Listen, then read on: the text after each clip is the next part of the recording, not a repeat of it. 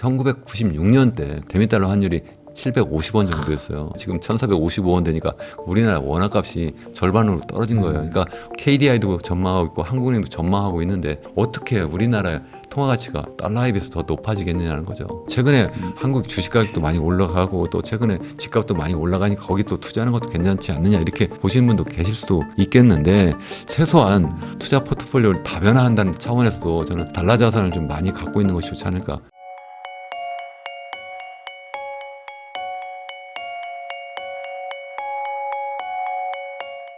안녕하세요. 부익남TV의 부익남입니다. 오늘은 강원대학교 이현훈 교수님 모시고 최근 한국을 둘러싼 경제 상황에 대해서 다양한 주제로 이야기 나눠보도록 하겠습니다. 교수님 안녕하세요. 네, 안녕하세요. 네, 오늘 또 모셔가지고 다양한 이야기를 한번 좀 나눠보려고 하는데 그 교수님 저번에 출연하신 이후로 뭐 지금 주식도 많이 바뀌고 또 부동산도 많이 바뀌어가지고 뭐 여쭤볼 게 많을 것 같습니다.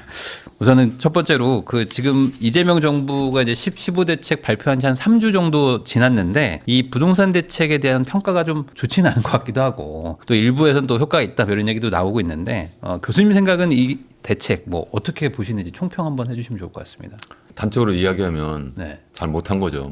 잘못했다. 점으로 보면 정말 이건 낙제점에 가깝다 저는 이렇게 생각을 하거든요. 네. 일단 이번 15 대책은 지난 첫 번째 부동산 대책 6.27 대책을 더 강화한 것밖에 안 되잖아요. 네. 거의 수요 관리 대책이라고 하는 건데, 그러니까 기본적으로 이제 부동산 담보 대출을 뭐 6억에서 이제 더더욱 낮춰가지고 이제 주택 가격에 따라서 뭐 2억까지 낮춘다 이렇게 하면서 실제 또 그거 말고도 여러 가지 뭐 의무적으로 뭐 거기 거주해야 된다든가 뭐 이런 등등 네. 하면서 이제 거래를 완전히 조였는데 이거는 단기적으로는 해볼 수도 있는데 이걸 앞으로 얼마 동안 할 건지 일단 한번 제가 여쭤보고 싶어요. 마치 이거는 주식시장에서 주가가 너무 막 갑작스럽게 빠르게 폭락을 해요. 그럼 우리 서킷 브레이크라는 게 있잖아요. 네네. 그런 경우에 쓰는 거거든요. 그럼 이 서킷 브레이크를 앞으로 5년 동안 계속 해나갈 거냐.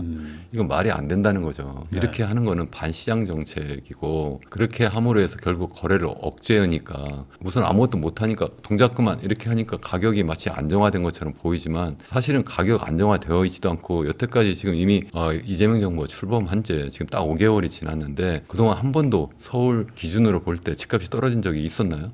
한 번도 없었어요. 6.27 대책 나온 다음에도 계속 집값은 오르고 있었고 그 다음에 9.7 대책이 나온 다음에 집값이 계속 오르고 있었고 15 대책이 나왔는데도 불구하고 거래량은 일단 확 줄어들었지만 네. 그 가운데서도 슬금슬금 집값은 올라가고 있다는 거죠. 그러니까 결국은 동작 그만 했지만 그것마저도 사실은 사람들 정말 꼭 필요한 사람들에게 집을 살 수 있는 그런 기회마저도 박탈하면서 집값마저도 안정화시키지도 못하는 정말 제가 죄송한 말씀이지만 낙제점이다 이렇게 말씀을 드릴 수밖에 없습니다.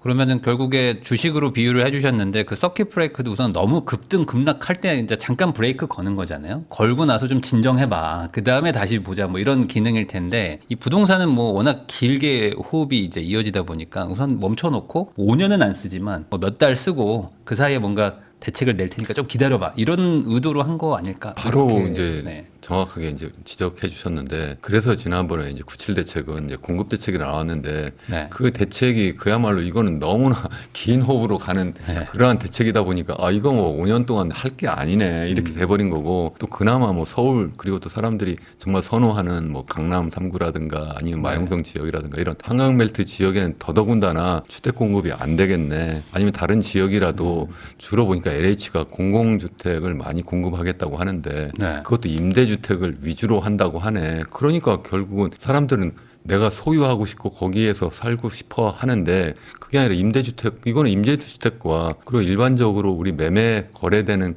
그런 주택하고 경쟁 상품이 아니잖아요. 그러니까 경쟁 상품이 아닌 임대 상품을 많이 제공하겠다고 하고 그것도 언제 할지도 모르고 그것도 아주 중심 선호 지역도 아니고 하니까 이거는 사람들이 아니다 하니까 다시 또 집값이 오르고 있었던 거고 그러다 보니까 이제 15 대책이 나왔는데 지금 좀 전에 말씀드린 것처럼 이것마저도 제가 볼 땐 통하지 않는다. 그러니까 정말 근본적인 처방을 하지 않고 자꾸 다른 거 하다 보니까 이런 문제가 나오지 않았을까 저는 그렇게 생각합니다. 그 말씀은 정말 공급 대책이라고 하는 것은 제가 지난번 출연했을 때도 말씀드렸습니다만 다른 상품하고 달리 이건 신상품이 있고 그리고 재고 상품이 있는 거예요. 재고 상품이라고 하는 것은 죄송한 말씀이지만 이미 살고 있는 주택 이것이 시장에 매물로 나오는 것이 정말 더 중요한 공급인데 이것을 하지 못하게 하고 이것마저도 다 지금 옥죄하고 있으니까 그야말로 반시장 정책이고 그것이 이념적으로 나쁘다는 집값보다도 더더욱 중요한 것은 거래를 못하게 하면서 사람들이 팔고 싶어도 못 팔게 해버리니까 더더욱 집값을 오르게 하는 것이 아니냐. 이것은 정말 모르고 하는 거냐 알고 하는 거냐 저는 정말 궁금한 생각입니다. 그러니까 결국에는 이제 신상을 만들어내야 되는데 공장에서 신상을 당장 못 만든다면 중고 시장이라도 활성화를 시키면 우선은 사람들이 급한 대로 뭐 거래도 하고 뭐 필요 없는 사람들은 팔고 이렇게 되니 오히려 거래 활성화가 근본 대책이다. 이렇게 말씀하시는 거예요? 저는 100% 그렇게 생각하고요. 더더군다나 저는 서울에 집을 더 이상 안 져도 된다고 생각하는 사람이에요. 안 져도 집값은 안정화될 수가 있어요. 기존 주택이 매물로 많이 나올 수 있는 그런 환경만 만들어주면 그러면 되는 거예요. 여기서 자꾸 집값을 과연 잡겠다고 해서 집을 더 진다고 해요. 한번 대표님이 더 잘하시잖아요. 강남에 집을 더 짓고 아니면 그린벨트 프로 더 짓고 뭐 온갖 방법을 해서 네. 계속 집을 진다고 하면 그 집값이 안정될까요? 저는 안 된다고 생각해요. 그러면 지방에서도 다 글로 몰려오고요. 다른 서울에 있는 사람들도 아니면 주변에 있는 사람들도 아 그래 그걸 위해서 다들 또 로또 복권 당첨하는 것처럼 다들 매달리기 때문에 다시 또 집값은 더 올라가지 절대로 떨어지지 않을 뿐만 아니라 더더군다나 서울 중심으로 인구가 더 많이 몰리고 경제가 더 많이 집중화되기 때문에 우리나라에게는 정말 더 나쁜 상황이 계속 앞으로 더 진행될 거다, 더 확산될 거다, 심화될 거다 저는 이렇게 보고 있습니다. 그러면 결국에 그 중고 시장 활성화, 그러니까 기존의 주택들을 거래를 많이 할 수 있게 그게 안 되는 지금 근본적인 문제는 뭐라고 생각하세요? 그거는 기본적으로 갖고 있는 그 주택이 일단 자기가 자산을 갖고 있으면 그에 대한 세금을 내는 것이 그게 바로 자본주의의 원리거든요. 그건 네. 우리 선진국이라면 다 그렇게 하고 있어요. 그걸 하지 않는 나라는 사회주의 국가, 중국 같은 데가 안 하는 거죠. 자본주의 국가는 당연히 소득이 있으면 세금을 내고 자기 자산이 있으면 세금을 내는 거예요. 네. 근데 우리가 지금 세금을 낸다고 하지만 기본적으로 부동산 관련해서는 두 가지잖아요. 하나는 보유세가 있고 또 하나는 거래세가 있는데 우리나라는 보유세는 너무나 낮고 거래세는 너무 높여놓으니까 그냥 갖고 있는 게 차라리 낫겠다. 괜히 팔려고 하니까 일단 양도소득세도 많이 내야 되고 내가 다시 또 옮겨가려고 하니까 또 취득세도 또 많이 내야 되고 그러니까 괜히 거래하다가 내가 많이 돈을 잃어버리니까 차라리 내가 가만히 있는 게 낫겠다. 그래봤자 별로 보유세 우리가 이제 크게 두 개로 나눠져 있잖아요. 뭐 재산세하고 종합부동산세로 나뉘어졌는데 그러다 보니까 네. 뭐 굉장히 많이 내는 것처럼 보이지만 사실은 OECD 국가 중에서 제일 낮아요. 우리나라의 그 재산세, 보유세가. 네. 그렇기 때문에 사람들이 아 이거 굳이 팔릴 이유가 없다. 다시 말씀드리면 굳이 내가 그냥 갖고 있는 것이 낫고 그러니까 남들도 당연히 더군다나 똘똘한 한 채는 계속해서 예외적으로 또 더 많이 깎아주고 또 나이가 또 많이 들면 깎아주고 온갖 이름으로 해서 계속 네. 세금을 깎아주니까 그러면 내가 굳이 내가 뭐하러 내가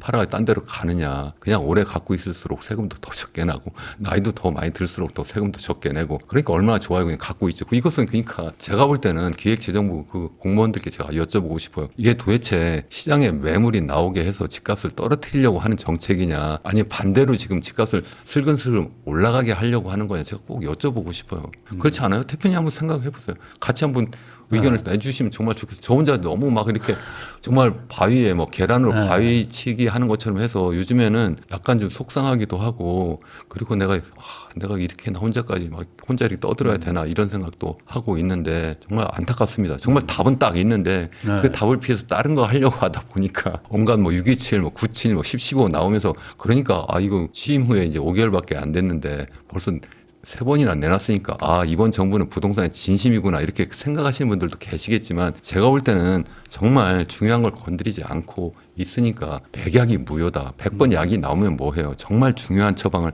제대로 하고 제대로 된 약 한 번만 내놓으면 되는데 저는 한 번만 내놓으면 될 것 같아요. 저라면 정말 중요한 약 하나 딱 꺼내놓겠어요. 그거 안 꺼내놓고 자꾸 딴 거 하려니까 이렇게 된 거 아니냐 이렇게 생각합니다. 교수님 말씀하신 거 저도 공감이 되는 게 우리나라 이 세법 구조만 보면은 어떻게든 대출 많이 받아서 제일 내가 살 수 있는 좋은 거를 사야 돼요. 왜냐면 거래세가 너무 비싸니까 2번, 3번 사면 손해가 너무 커서 제일 좋은 거 하나 사고 버틴다. 보유세가 낮으니까. 네. 그 구조니까 거꾸로 생각하면 선호되는 동네들은 매물이 계속 줄고 비선호되는 동네들은 가격이 안 오르고 그러니까 더 막 글로 몰리고 이러는 것 같거든요. 그러면 결국에 아까 말씀하셨던 본질은 거래세는 낮추고 보유세는 올리는. 네.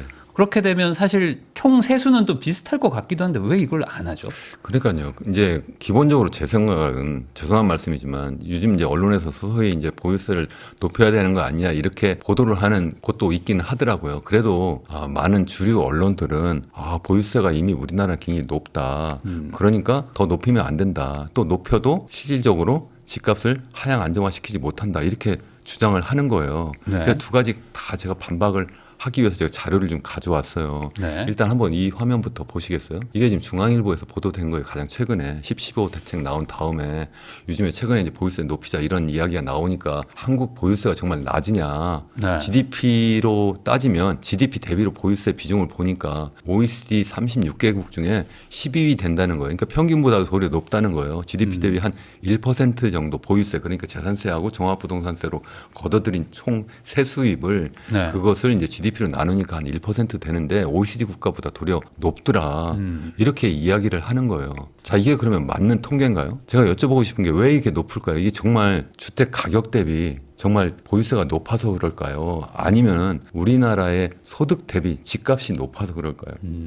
우리나라는 그냥 소득 대비 집값이 OECD 국가 중에서 제일 높아요. 네. 그렇지 않아요? 서울 주택 가격을 생각을 해보면 뉴욕보다도 거의 2배 이상 높아요. 소득 대비로. 그냥 단순하게 그 주택 가격이 아니라. 그러니까 당연히 소득 대비로 그렇게 높은 집값이니까 세율이 낮아도 세금이 더 많이 거치는 거다. 이렇게 제가 말씀을 꼭 드리고 싶어요. 그래서 이렇게 비교하면 절대 안 된다. 이렇게 비교하면 진실을, 사실을 호도하는 게 되는 거예요. 정말 이렇게 비교하면 안 되는데도 계속 그렇게 이야기하고 또 한 가지 이야기하는 게 GDP 대비로 이제 부동산세 전부 다 그런 보유세 플러스 네. 거래세 그것까지 포함하면 더군다나 우리나라 무려 2.67%나 된다. 그러니까 이건 OECD 평균 1.27%보다도 월등히 높다. 이렇게 이야기하는데 이게 바로 아까 보유세 1%하고 나머지 1.67%가 바로 거래세예요. 네. 우리나라 거래세가 너무나 높은 거예요. 네. OECD 평균은 아까 지금 0.9 거의 1 근처였잖아요. 근데 이 거래세까지 포함해봤자 1.27이니까 거래세는 거의 없는 거예요. 대부분의 나라가. 네. 그러니까 그래서 제가 계속 드린 말씀이 일단 거래세는 너무 높고 보유세는 비슷한 것처럼 보이지만 사실은 주택 가격이 너무 지나치게 높아서 그러니까 그렇게 비교하면 안 된다 제가 말씀을 드리는 거고 그래서 최근에 다행히 실효세율을 따지는 보도 자료인데요. 네. 토지자유연구소라고 하는 데가 있더라고요. 저도 이번에 처음 알았는데 네. 여기에서 민간 연구소인데 OECD 국가들의 부동산 보유세 이 보유세의 실효세율을 분석했어요. 여기서 실효세율이라고 하는 것은 GDP로 나눈 것이 아니라 실질적인 주택 가치, 주택 총 가치 대비 과연 얼마나 보유세를 걷어들이느냐 이렇게 비교하니까 우리나라는 0.15%예요. 네. 그러니까 우리나라도 보통 이제 주택 보유에 대해서 세금을 낼 때 그 주택 가치에 대해서 몇 퍼센트 세금 이렇게 부과하잖아요. 네네. 뭐 0.1에서 0.4 이런 식으로 부과를 하는데 어제 평균적으로 우리나라 0.15%가 되더라. 이제 이 정도면 어느 정도냐면 OECD 평균에 비해서 훨씬 낮은 거예요. OECD 평균이 0.33%니까 그거의 절반밖에 안 되는 거예요. 비슷한 게 아니라 절반밖에 안 된다는 거고 집값 대비로 따지면요. 집값 대비로 따지면 이게 맞다는 거예요. 앞서 말씀드린 GDP 대비로 하면 집값이 OECD 국가 중에서 서울 기준으로 보면 단연코 1등이거든요. 뉴욕에 비교해서도 우리나라 거의 2배 비싸요. 그러니까 명목 가치로 그냥 비교하면 비슷하다. 그러니까 우리나라도 뉴욕하고 비슷하게 국제 도시니까 그래도 되지 이렇게 이야기하는 분도 계신데 그건 잘못된 비교라고 저는 일단 생각을 하고 더군다나 거기는 우리나라보다 소득 수준도 2.5배 정도 더 네. 높은 나라예요. 그러니까 어떻게 그렇게 비교할 수 있겠는가 싶은데 어디 여기 보시면 실제 보유세율을 보면 실효세율을 보면 이스라엘 제일 높고 뭐 이스라엘은 예외로 하더라도 미국이 0.83% 그러니까 네. 1%라고 이야기하는데 여기는 그보다 약간 낮은 걸로 나와 있더라고요. 그 말고도 뭐 영국도 0.72, 폴란드 0.71 그리고 일본도 한 0.5 정도 되거든요. 그러니까 우리나라가 낮아도 굉장히 낮다는 거예요. 네. 특히 우리나라 집값이 그렇게 비싼데 이걸 너무 낮춰놓으니까 사람들이 보유하는데 부담이 없다 하는 말씀을 제가 드리려고 하는 거고요. 이 연구소에서 발표한 자료가 이게 정부에서 발표한 게 아니니까 좀 믿을 수 없다 이렇게 생각하시는 분도 계시고 저도 그래서 정말 이렇게 계산이 되는 게 맞아? 그래서 제가 옛날 자료를 좀 찾아봤어요. 이게 뭐냐면 2021년에 나온 자료인데 이거는 어디에서 나온 자료냐면 우리나라 한국조세재정연구원 이건 국책연구원이에요. 이 국책연구원에서 마침 비슷하게 한번 조사를 했더라고요. 그래서 2018년 기준으로 GDP 대비 부동산 보유세율 이렇게 비교를 한 거예요. 그리고 그 전에 2010년부터 쭉 해봤더니 우리나라는 그 당시에도 0.16% 정도 되는 거예요. 그러니까 좀 전에 봤던 그 민간 연구소에서 발표한 자료하고 거의 차이가 없잖아요. 네. 그러니까 그때도 우리나라가 너무 낮다. 이렇게 해서 조세재정연구원, 우리 국책연구원에서 그렇게 이미 발표를 했고요. 그때 여기 미국도 보면 한 1% 정도 되잖아요. 옆에 있는 게. 그러니까 그렇게 높은데 우리나라 너무 낮으니까 좀 실효세율을 높여야 된다. 이런 주장이 계속 있었는데 이게 먹혀 들어가지 않는 거예요. 그 중요한 이유가 최근에 어떤 언론 보도에서도 했던데 어떤 당을 막론하고 우리나라의 뭐 국회의원들 예를 들자면 네. 국회의원 대부분이 다 서울에 살고 서울에 집이 있고 강남에 집이 있고 그러니까 이분들은 도대체 집값이 올라가는 게 좋은지 떨어지는 것이 좋은지 여쭤보면 당연히 오르는 게 좋겠다고 생각하고 세금 많이 내는 게 좋으세요? 적게 내는 게 좋으세요? 당연히 속마음은 적게 내고 싶지 않을까. 이미 보유한 사람들은 당연히 네. 근데 대부분 다 지역구가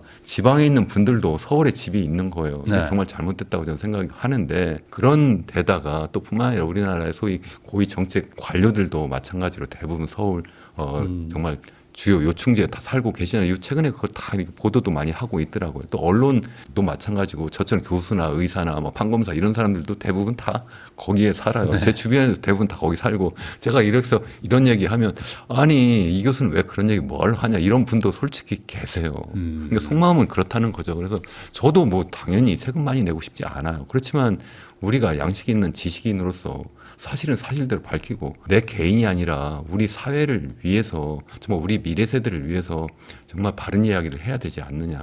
특히 이렇게 부익남처럼 정말 사회적으로 영향력 있는 그러한 채널에서 더더욱 그런 얘기를 하면 좋지 않을까 해서 제가 이런 자료를 다 가져온 거예요. 네. 그래서 여기 보시면 보유세를 이제 높이는 방법이 크게 보면 이제 기본적으로 이제 전체 주택 가격이 몇 %, 이렇게 정말 실효 세율을 높이는 방법이 있는데 그것 말고도 잘 아시는 것처럼 이제 공시 가격 현실화율을 몇 %로 할 거냐, 이걸 뭐 80%, 뭐 90% 높일 거냐 이런 것도 있는데 그 최근에 좀 이 공시 가격 현실화율을 뭐 높였던 걸 다 낮추고 지난 정부에서 뭐 이렇게 했는데 그걸 다시 또 높이지도 않고 있어요. 현 정부에서도 어쨌든 적어도 공시 가격 변동률만 좀 이렇게 조정해 줘도 어느 정도 주택 보유세 수가 좀 높아지기 때문에 그것도 실질적으로 이런 실효세율을 높이는 효과가 있지 않을까 이렇게 생각을 하는데 그거에 따라서 좀 움직인다는 거 하나 좀 말씀드리고 싶고 또 한 가지는 최근에 이제 보유세 좀 전에 말씀드린 재산세하고 종합부동산세 이 합한 것을 이렇게 보면 최근에 이게 도리어 떨어지고 있어요. 집값은 이제 올라가고 있는데 그러니까 2022년 이때 이제 하반기에 집값이 좀 떨어질만 하니까 지난번 정부 때 여러 가지 뭐 특례 보금자리론, 신생아 특례 대출 이렇게 하면서 계속 정책 자금 풀기도 하고 또 실질적으로 세율도 좀 낮춰주고 뭐 이렇게 했잖아요. 그래서 공시 가격도 좀 낮춰주고 이렇게 하면서 실제 부동산세가 더 줄어든 거예요. 보유세가. 그렇게 되면서 또 집값 상승 요인도 있지 않을까 싶은데 현 정부 들어서도 이걸 다시 원상복귀 하려고도 안 하니까 정말 안타깝다 이런 생각을 좀 해봐요. 그럼 얼마나 집값 대비로 세금을 적게 내느냐 실제 예를 들어보면 더 좋잖아요. 그래서 이게 조선일보에 보도됐던 내용을 그냥 제가 옮겨왔는데 여기 보니까 그래서 여러 아파트 우리 대표적인 거잖아요. 뭐 제가 특별한 어떤 아파트 이렇게 뭐 지칭해도 되는지 모르겠는데 예를 들어서 아크로 리버파크 34평 보니까 이게 지금 실거래 가격이 지금 50억도 넘었을 텐데 이게 어쨌든 언제 기준이냐면 올해 초 기준이거든요. 그때 보니까 한 49억 5천만 원 정도 되는데 이때에 보유세가 그러니까 재산세 플러스 종부세까지 해도 그래도 한 1,577만 원 내더라. 이 정도는 한 실효세율이 한 0.31% 되더라. 이건 아까 말씀드린 1.5, 0.15%보다 높긴 한데 더 낮은 것도 있어요. 여기 보면 다른 마포, 레미안, 프루지오 34평 같은 경우 0.11% 되고 이렇게 실질적으로 거의 0.1에서 0.34 이 정도가 거의 대부분 보유세율이다 이렇게 이제 실질적으로 예를 들어도 그렇다 하는 말씀이고 그리고 또 제가 제 책에서도 제가 한번 직접적으로 계산도 해봤어요. 미국하고 우리나라하고도 한번 비교를 해봤는데 당시 환율로 300만 달러 뉴욕 맨하튼에 있는 그런 콘도 하나하고 강남에 있는 아파트 42억 원짜리를 비교를 해보면 미국은 계산해보니까 이게 한 13만 불 정도 되더라고요. 그걸 우리나라 돈으로 따져보니까 1억 7천만 원이에요.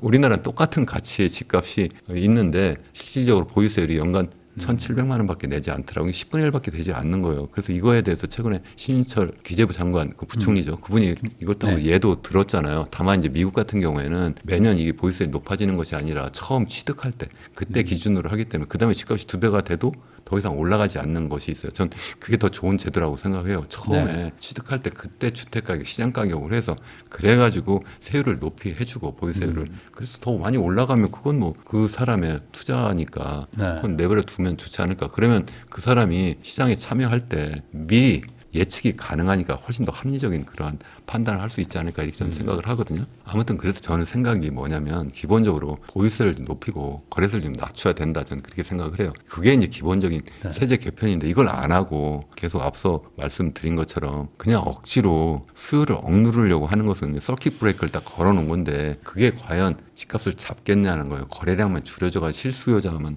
엄청난 피해를 입을 수밖에 없을 뿐만 아니라 슬금슬금 집값은 올라갈 수밖에 없는 게 언젠가는 저거 풀어줄 거니까 그러면 여기가 제일 좋은 지역이구나. 뭐 토어지 한다고 그러는데 그게 다 보면 여기 앞으로 집값이 뜰 지역이라고 가르쳐 준 것밖에 더 돼요. 그러니까 그 지방에서도 그러면 지방에 있는 집 팔고 다 올라가자. 당연히 그렇게 생각하지 않겠어요. 그렇게 되니까 그건 정말 이걸 보유세 높이고 거래세를 낮추는 방식으로 세제 개편을 하지 않으면 백약이 무효다. 그러니까 100번 약이 나와도 지난번 문재인 정부 때 26번 나왔는데 이번에 이재명 정부 현재까지 3번 나왔는데 이런 식으로 가면 그 기록 경신할 것 같아요.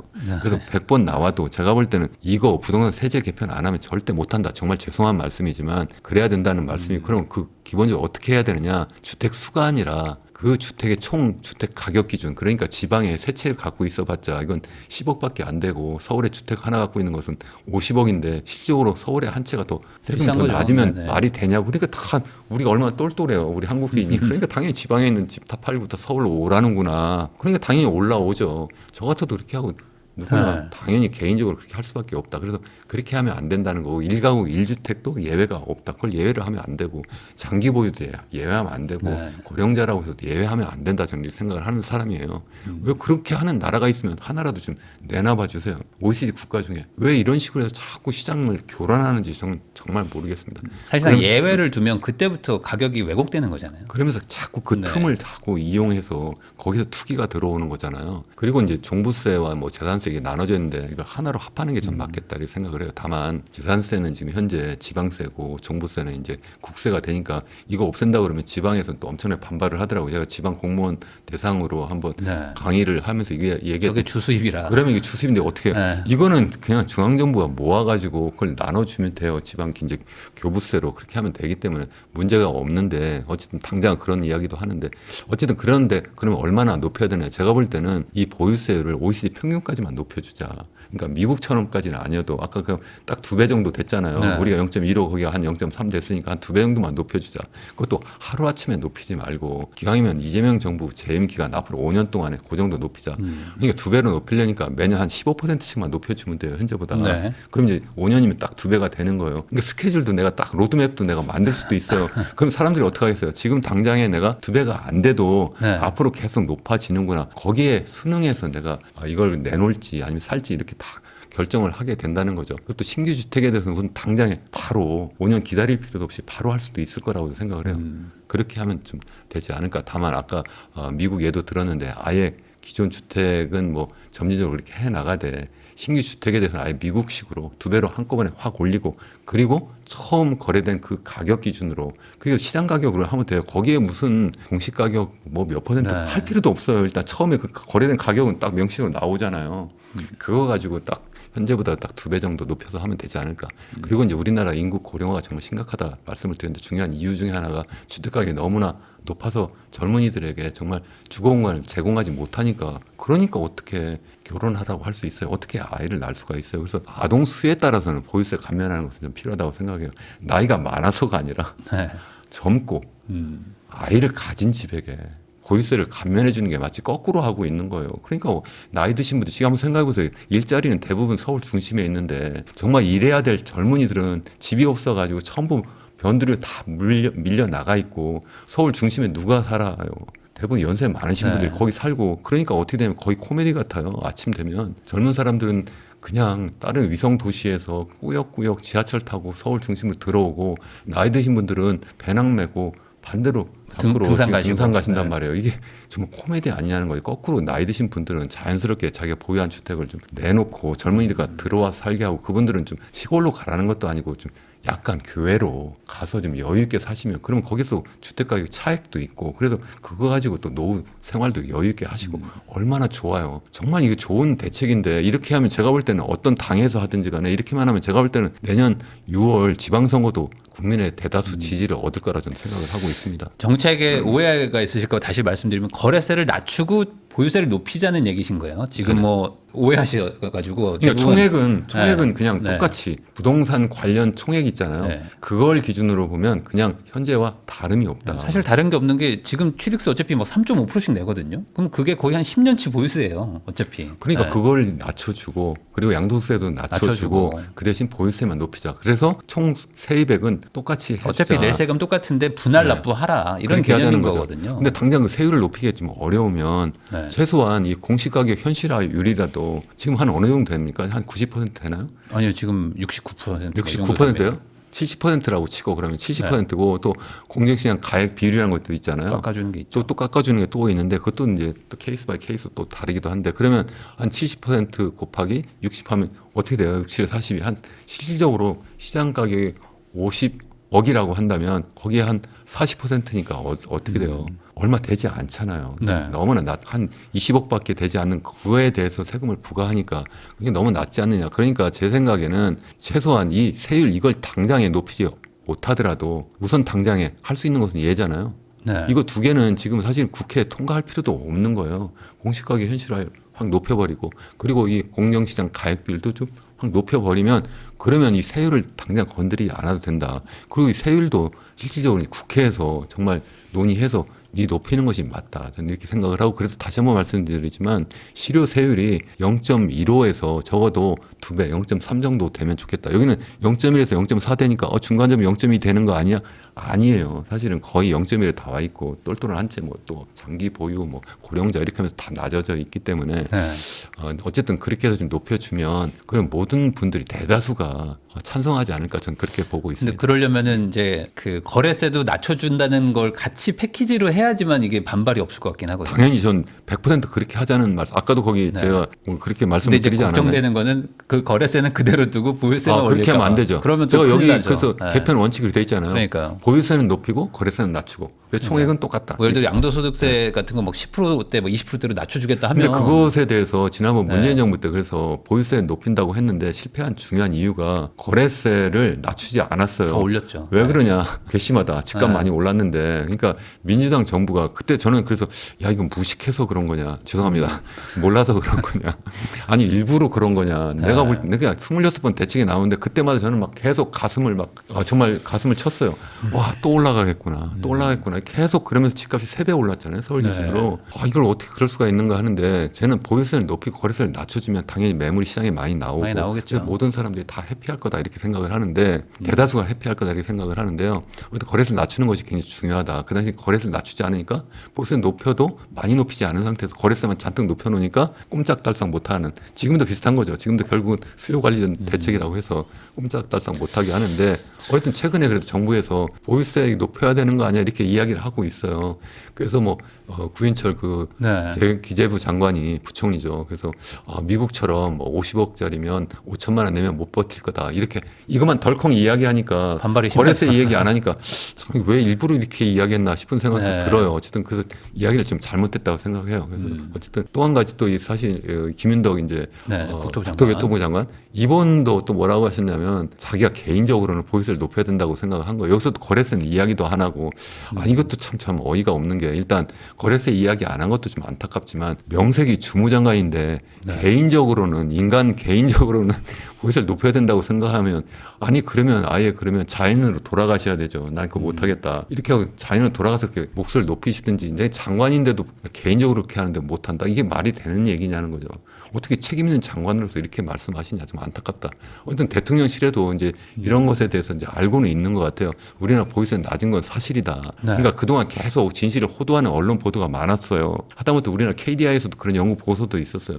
GDP 대비로 OECD 국가 보니까 우리나라의 부동산 보유세가 거의 평균 이상이더라. 그러니까 높일 필요 없다. 이렇게 이야기하는 분들 계신데 사실은 그게 아니고 우리 실제 이제 주택 가치를 비교해 보면 굉장히 낮다는 말씀인데 어쨌든 대통령실에도 그렇게 생각을 하고 있다. 그러니까 제가 볼 때는 다시 한번 말씀드리지만 지금 빨리 우선 당장에 세율을 건들지 못하더라도 네. 어떻게든 공시 가격을 좀 현실화 더 하고 우선 당장 우리 행정부에서 할 수 있는 것들 공정시장 가액 비율 같은 거 공정시장 할인율도 좀- 가액 비율 같은 것 네. 그런 것들도 좀 더 높여주면 그렇게 한 다음에 예고를 하는 거죠. 앞으로 거래세는 낮추고 보유세는 높인다. 이렇게만 해주면 제가 볼 때는 그게 국민의 지지를 얻고 그게 바로 대다수 국민에게 정말 만족하는 그러한 부동산 대책이 아닐까 그렇게 생각을 하고 있습니다. 네, 교수님 말씀대로 하면은 사실 지금 비아파트, 뭐 빌라, 오피스텔 시장 막 지금 박살나 있는 거, 그다음에 지방 시장들 뭐 지금 완전 침체에 빠져 있는 것들도 어느 정도 좀 해소가 될 것 같거든요. 소위 말씀하신 지금 거래세를 낮춘다는 게 이제 다주택자 규제 이게 또 해제되는 거랑 같은 얘기인데 그러다 보니까 또 이제 정치적인 해석이 막 들어가면서 왜 다주택자들 풀어주냐 뭐 이렇게 되면서 근데 못하는 저는 것 같기도 하고. 자주택자가 있어야지만 실제 임대 아파트, 임대 주택이 나오는 거니까 그러니까요. 무조건 똑같이 모든 사람이 1가구 1주택 그게 잘못된 그러한 처음부터 전제가 되었기 때문에 똘똘한 한채 현상이 나오고 그러다 보니까 집값은 더 올라가고 더 집 없는 서민 그리고 네. 또 젊은 세대가 더 주거 사다리가 끊어지는 상황이 돼버린 거거든요. 그러니까 언뜻 보면 구호는 그럴듯해요. 이념은 그럴듯한데 실제 가면 도리어 그 분들이 도와주겠다고 하는 분들을 더 힘들게 하는 상황이 된다는 거죠. 네, 이런 부분들도 잘 좀 반영이 돼서 해결이 좀 됐으면 싶은 마음입니다. 강원대학교 이현훈 교수님하고 이야기를 나누고 있는데요. 그러면은 이제 좀 한국 경제 얘기도 한번 해보겠습니다. 요즘에 뭐 주식 시장 뭐 잠깐 또 약간 빠졌다고 다시 또 회복다고 하면서 어쨌든 지금 뭐 코스피 4천을 넘었습니다. 2,400인 게 정말 엊그제 같은데 벌써 4천이고 이제 5천 간다 하는 얘기들이 나오고 있는 상황에서 물론 뭐 경제 자체는 조금 뭐 힘들다 해도 그래도 좀 살아나고 있는 거 아닌가 이런 생각도 갖고 있는데요. 그럼에도 불구하고 이제 교수님은 지금 대한민국 절대 위기에 빠져 있다 이런 얘기를 해주셨습니다. 혹시 이 얘기를 이제 어떤 이유인지 말씀해 주시면 좋을 것 같습니다. 일단 우리 경제학자들은 또 정부도 마찬가지라고 생각을 하는데 경제를 볼 때 주식시장이 뭐 엄청나게 막 지금 막 최대 막 그 가격 상승하고 그래서 막 호황이에요. 그래서 경제가 좋다고 보지 않아요. 네. 진짜 경제가 좋냐 나쁘냐는 실물 경제를 보는 거거든요. 네. 실제 GDP 성장률이 어떻게 되냐, 고용이 어떻게 되느냐인데 그걸 보면은 우리나라는 지금 주식시장하고 정말 다르다는 거죠. 저쪽은 정말 완전히 불이 막 뜨겁게 막 끓어오르고 있는데 이쪽은 지금 완전히 냉골인 거예요. 이게 어떻게 그 주식시장만 바라보면서 아 우리나라는 정말 좋네요. 잘 되고 있어요. 이렇게 말할 수가 있어요. 우리나라는 자산시장만 좋은 거죠. 지금 주식시장도 좋고 제가 좀 전에 말씀드린 부동산 시장도 엄청나게 좋은 거예요. 사실은 가격은 계속 상승하니까. 자산시장을 좋은 그러니까 그런 자산을 갖고 있는 사람들에게는 엄청 좋지만 실제 그 자산을 갖고 있는 분들이 얼마나 돼요.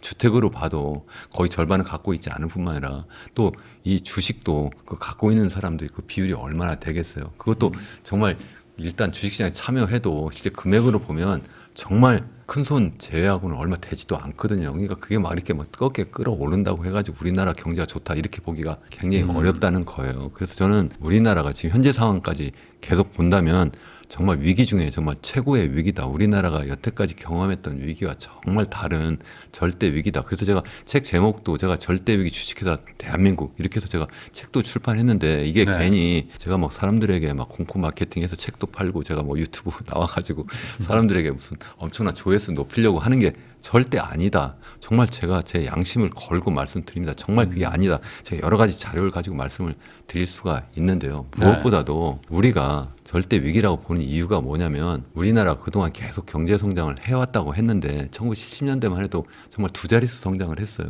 실질 GDP로. 그러니까 물가 상승률 제외하고. 근데 그 당시에 물가 상승률도 거의 뭐 10%도 되고 막 이렇게 했잖아요. 그러니까 물가 상승률까지 포함하면 그 당시에 명목 GDP 상승률은 거의 30% 이렇게 된 게 일반적이었어요. 네. 그러니까 집값도 엄청나게 빠르게 세계 최고의 오르기도 성장국가 했었죠. 뭐. 네. 그런데 얘가 그동안 한번 보세요. 이게 하늘색으로 표시된 것은 이제 실질 GDP 성장률인데 그 중간선을 잡으면요. 그냥 이렇게 쭉 미끄럼을 타고 내려와요. 그래서 얼마나 내려왔냐. 현재 1.8%까지 내려왔어요. 네. 이게 이제 한국은행 자료에 의하면 한국은행이 현재 추계한 바로는 우리나라의 잠재 GDP 성장률이라고 해요. 이게 장기 GDP 성장률을 다른 말로 이야기하면 그냥 잠재 GDP 성장률이에요. KDI는 1.7%라고 보고 있거든요. 2% 밑으로 떨어진 거예요. 굉장히 많이 떨어졌다. 다만 이제 그동안 위기라고 생각하는 사람들은 주로 뭘 가지고 이야기하냐면 지난번 이제 광주 민주화 운동할 때 그때 이제 마이너스 성장한 거, 그거 위기야 이렇게 이야기하고 또 지난번 IMF 위기 1997년 말에 네. 터지고 그래서 98년에 마이너스 4.9% 역성장한 거 그거 위기야. 또 2008년 서프라임 모기지 사태 나고 그래서 2009년에 0.8% 성장한 거 이것도 거의 0% 가까우니까 또 글로벌 금융 위기야 이렇게 이야기하고 또 코로나 때 우리가 마이너스 0.7%. 이건 위기다. 근데 지금은 위기가 아니라고 이야기하는 분들 계세요. 왜? 그때와 달리 지금은 그렇지는 않지 않느냐. 그런데 올해 경제 성장률도 거의 1%라고 지금 최근에 약간 좀 상향 조정하고 있지만 0.8, 0.9예요. 그러니까 이 당시 글로벌 금융위기와 비슷한 정도의 연간 실질 GDP 성장률이지만 그것보다 더 중요한 게 얘가 계속 미끄럼 타고 있고 앞으로는 더더욱 빠르게 얘가 0%대로 갈 거다는 거예요. 전 그게 위기라는 거예요. 그러니까 위기가 두 가지가 있는 거예요. 하나는 단기적으로 경제 성장률이 막 급격하게 추락해서 그래가지고 막 0% 밑으로 떨어지거나 아니면 그 근처에 있는 것도 위기예요. 그렇지만 이거는 지나고 나면 사실 별거 아닌 거예요. 왜냐하면 보세요. 크게 떨어졌다가 바로 다음에 다 V자형 반등을 하잖아요. 네. 그러니까 이거는 지나고 나니까 괜찮았던 거예요. 두 개 그냥 합하면 그냥 평균인 거예요. 근데 지금 우리가 경험하는 거는 지금 얘가 계속 더 떨어질 거라는 거예요. 얼마나 떨어지냐. 이거 먼저 이거부터 얘기할게요. 이렇게 떨어지는 거는 그러니까 떨어진다고 하면 사람들이 이건 뭐 다 어느 나라나 마찬가지다. 그러니까 또 위기가 아니라고 또 말씀하는 분도 계세요. 네. 아, 선진국 되면 소득순이 높아지면 당연히 떨어지지. 그렇지만 우리 선진국이라면 OECD 국가들이잖아요. 그 OECD 국가들만 대상으로 해서 한국은행이 최근에 연구해 본 결과 우리나라가 여기 보시면 빨간색으로 된 거거든요. 우리나라의 1인당 GDP 성장률이에요. 그러니까 좀 전에 실질 GDP 성장률을 총 인구로 나누는 건데 비슷해요. 네. 결국 인구가 별로 변화가 없기 때문에 이게 제일 빨리 줄어들어요. 다른 나라도 보니까 조금씩 줄어들긴 줄어들더라. 근데 우리나라가 여기 보시면 지난 30년 동안 그 잠재 GDP 성장률이 제일 빠르게 감소해서 30년 동안 이게 마이너스 6.0%포인트만큼 감소했다는 거예요. 실질적으로 제가 70년대에 어떻다고 말씀드렸어요. 두 자릿수인데 지금 이제는 네. 아예 2% 밑으로 떨어졌다고 했잖아요. 이건 30년만 났는데 더 길게 보면 더 많이 떨어졌어요. 그러니까 50년 제가 아까 봤잖아요. 70년대부터 보니까. 그렇게 따지면 지금 이미 10%포인트만큼 빠진 거예요. 근데 30년 동안 6%포인트 정도 빠졌다. 그리고 이게 전부냐는 거예요. 그게 전부가 아니라는 거예요. 어쨌든 다른 나라는 별로 빠지지도 않았어요. 미국 같은 건데 여기 지금 빠졌다고 지금 나와 있는데 실질적으로 보시면요. 이게 미국이에요. 똑같이 제가 70년대 초부터 한번 봤어요. 미국의 연준에 들어가가지고 그 자료를 한번 직접 제가 받아가지고 한번 그림을 그려봤는데 이렇게 나와요. 이게 실질 GDP 성장률이 이렇게 해서 여기도 당연히 호황도 있고 불황도 있죠. 이렇게 호황 불황이 있는데 중간선을 잡으면 그냥 2.6%예요. 그러니까 우리나라는 10에서 이렇게 쭉 떨어져서 2.0 밑으로 떨어졌는데 얘는 그냥 아직도 2.56 되는 거예요. 그럼에도 불구하고 트럼프 대통령은 미국을 다시 위대하게 하겠다 이렇게 하고 있어요. 근데 실질 경제 성장률로 보면 미국은 거의 변화가 없는 거예요. 그러니까 미국이 전 세계에서 제일 부자 나라고 제일 큰 힘이 센 패권 국가잖아요. 전체 GDP에 무려 우리나라 비교하면 무려 15배 큰 나라고 또 우리나라 1인당 GDP로 비교하면 2.5배 큰 나라인데 이러한 나라가 우리보다 훨씬 더 지금 빠르게 성장한다는 게 말이 되느냐는 거죠. 근데 한국은행이나 KDI가 앞으로 어떻게 될 거냐를 보면 이건 KDI 한국개발원에서 전망한 자료인데요. 여기 2025년이 여기잖아요. 그래서 네. 아까 제가 1.7 정도라고 말씀을 드렸는데 10년 뒤 정도 되면 여기가 10년 1% 뒤인데요. 정도 되네요. 1%좀 밑으로 떨어진다는 거예요. 한 0.8 정도 된다는 거고 중간선이에요. 이게 전망을 할 때 뭐 낙관적이고 또 비관적으로 이렇게 하는데 그게 주로 뭘 가지고 하느냐면 우리나라의 인구 고령화가 얼마나 빨리 진행될 거냐 하는 게 한 가지고 또 하나 우리나라가 과연 R&D 투자를 얼마나 잘해가지고 생산을 얼마나 높일 거냐인데 제가 볼 때는 이 기준선도 제가 볼 때 굉장히 낙관적인 거예요. 실제 제가 직접 어떻게 계산했는지도 다 들여다봤는데 근데 그걸로 하더라도 이미 1% 밑으로 떨어지고 45년에는 아예 0%대로 간다는 거죠. 그러니까 이거는 일본의 잃어버린 30년의 길을 지금 이미 들어가고 있는 거예요. 이게 정말 심각하지 않느냐 저는 그런 말씀을 드리는 거고 한국은행도 비슷한 연구 보고서를 낸 적이 있어요. 그래서 지난해 초에 똑같아요. 여기도 똑같아요. 여기 30년 중반 되면 1% 밑으로 떨어지고 40년 중반 되면 또 0% 밑으로 떨어진다 이렇게 했는데 이게 너무 심하다 이렇게 봤는지 2024년 지난해 네. 12월에 나온 자료는 그보다는 약간 완만하게 떨어진다 이렇게 하고 있어요. 그래도 얼마나 떨어지냐 1.8이라고 아까 말씀드렸잖아요. 올해 매년 0.1%포인트씩 계속 빠져요. 그래서 이게 지금 얼마나 빠지는지 보세요. 지금 5년 뒤에는 이제 현재 지금 5년 동안 앞으로 5년 동안 1.8이라는 게 아니라 계속 조금씩 줄어든다는 이야기예요. 그러다 5년 뒤에는 1.3까지가 다시 또 5년 또 떨어지면 또 계속 빠질 거라는 건데 여기는 완만하게 빠질 거라고 보는데 이건 지나치게 제가 볼 때는 낙관적이라고 생각을 해요. 중요한 거는 0%를 향해서 계속 빠르게 추락하고 있다는 거죠. 그러니까 이거는 마치 지금 덮여져 가고 있는 냄비 속에 들어가 있는 개구리 꼴이라는 거예요. 이런 상태가 지금 위기가 아니냐는 거예요. 차라리 예전에 IMF 위기나 글로벌 금융 위기는 그냥 내가 건강할 때 젊을 때 그냥 가다가 교통사고 당했거나 아니 코로나 내가 감염돼 가지고 병원에 갑자기 입원한 거예요. 그 정도는 그냥 단기적으로 입원했을 때 번쩍 일어나서 다시 또 예전처럼 정상인으로 살 수가 있잖아요. 지금 이거는 그게 아니라 우리나라가 너무 빨리 늙어가고 있고 거기에다가 당뇨병 걸렸는데 당뇨병이 완전 합병증까지 돼가지고 완전 고혈압에다 콜레스테롤 높아요. 그런데 의사가 있는데 의사가 우리나라 정부고 우리나라의 정치인이에요. 근데 우리나라 지금 딱 보니까 이거 뭐 별로 위기 아니네. 그냥 계속 앞으로도 계속 이렇게 사세요. 그냥 지금처럼 사세요. 이러면 어떻게 되겠느냐는 거예요. 그럼 결국 우리나라는 결국 일본 꼴 나지 않겠느냐. 어쩌면 일본보다 더 힘든 길을 가지 않겠느냐. 그러니까 저는 위기라고 계속 이야기를 하는 거예요. 제가 이렇게 말씀드렸는데 그래도 이해가 안 된다면 순전히 제 탓입니다. 이게 위기 아닌가요? 한번 제가 대표님께 여쭤보고 싶어요. 이게 위기 아니에요? 그러니까 소위 말하는 기울어지는 집안의 전형적인 모습이잖아요. 근데 이걸 보고 지금 위기가 아니라면 어떻게? 내가 지금 사람이에요. 제가 경제는 사람과 비슷하다고 보고 있어서 제가 몸이 안 좋아지는 제가 몸이 아파진 그러한 이야기를 제가 비유로 말씀을 드렸는데 과연 어떤 게 더 심각한 위기예요? 코로나 걸리고 내가 교통사고 당한 게 위기가 심각한 거예요? 아니면 제가 지금 막 조로증 걸리고 막 당뇨병 걸리고 합병증 걸려가지고 빌빌 거리는데 거기다 술 담배 먹고 내가 병원 찾아갔더니 의사는 아직 괜찮아요. 몰핀 주사나 맞으세요. 그게 바로 뭐냐? 계속 부동산 경기에 띄우면서 계속 몰핀 주사 준 거잖아요. 그러니까 사람들이 그래 부동산 경기 또 띄우고 그러니까 집값 올라가고 그래서 가계부채는 계속 늘어나고 그게 바로 합병증인 거예요. 그래가지고 우리나라가 지금 이 모양 이 꼴이다. 저는 그렇게 보는 겁니다.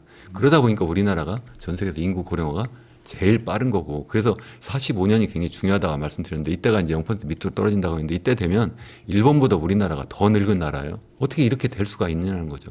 이걸 어떻게 내버려 두는 거냐는 거예요. 저는 어떻게 정부가 아니면 정치인들이 어떻게 이걸 내버려 둘 수가 있느냐. 참 저는 이해가 안 되는데 이렇게 되는 게 정말 얼마나 빠른 속도냐면 일본이 전 세계에서 제일 빠르게 지금 고령화 사회 초고령 사회로 지금 갔다 이렇게 이야기하는데 일본이 지금 한 30% 정도 되거든요. 65세 이상 인구 비중이. 근데 20% 이상 인구 비중으로 높아진 데가 2005년이에요. 그래서 20년 걸렸어요. 근데 우리나라 보세요. 이게 지금 그 뒤에 20년이 흘렀는데 그래서 10%포인트 더 올랐는데 지금 우리나라가 지난해 말 기준으로 한 20%까지 높아졌어요. 근데 이게 14%에서 20으로 넘어가는 게 일본은 11년 걸렸는데 우리는 6년밖에 안 걸렸어요. 굉장히 빠르게. 그리고 또 이제 좀 전에 말씀드린 것처럼 일본 30% 수준까지 올라가는 것도 제가 볼 때는 앞으로 제가 볼 때는 5년이면 가지 않을까 5년에서 10년 사이 정도 걸리지 않을까 싶은데 너무 빨리 간다는 거죠. 그 원인은 당연히 출산율이 너무 낮아서 그렇고 OECD 국가 제가 많이 비교를 합니다만 OECD 국가 중에서 단연코 제일 낮아요. 그래서 뭐 지난해 0.75명이라고 했는데 그러니까 지지난해 0.72명보다 좀 높아졌고 올해도 조금씩 높아지는 것 같으니까 우리 잘하고 있어 이렇게 이야기하는데 이 정도는 일본 지금 1.2명이거든요. 네. 일본보다도 낮아도 훨씬 낮은 거예요. 일본은 지금 1.2명 밑으로 떨어진 적이 한 번도 없었어요. 보통 1.3명 정도 수준이었다가 지난해 1.2명으로 떨어져가지고 지금 완전 국가 초비상이에요. 근데 우리나라는 지금 0.75명대에서 지금 모르겠어요. 올해 뭐 0.8명대 정도 될지 모르지만 그래도 제일 낮은 수준이라는 거예요. 싱가포르나 타이완이나 홍콩보다도 낮아요. 거기가 나라인가요, 이게? 그냥 조그만 도시잖아요. 홍콩은 더군다나 이건 완전 중국의 일부고 홍콩이 우리나라랑 비슷하게 0.72명 정도 됐어요.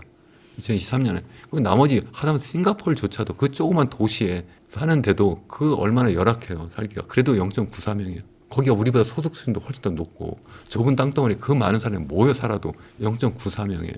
근데 우리나라는 훨씬 더 그거보다는 조건이 좋은데도 불구하고 왜 이렇게 출산율이 낮으냐.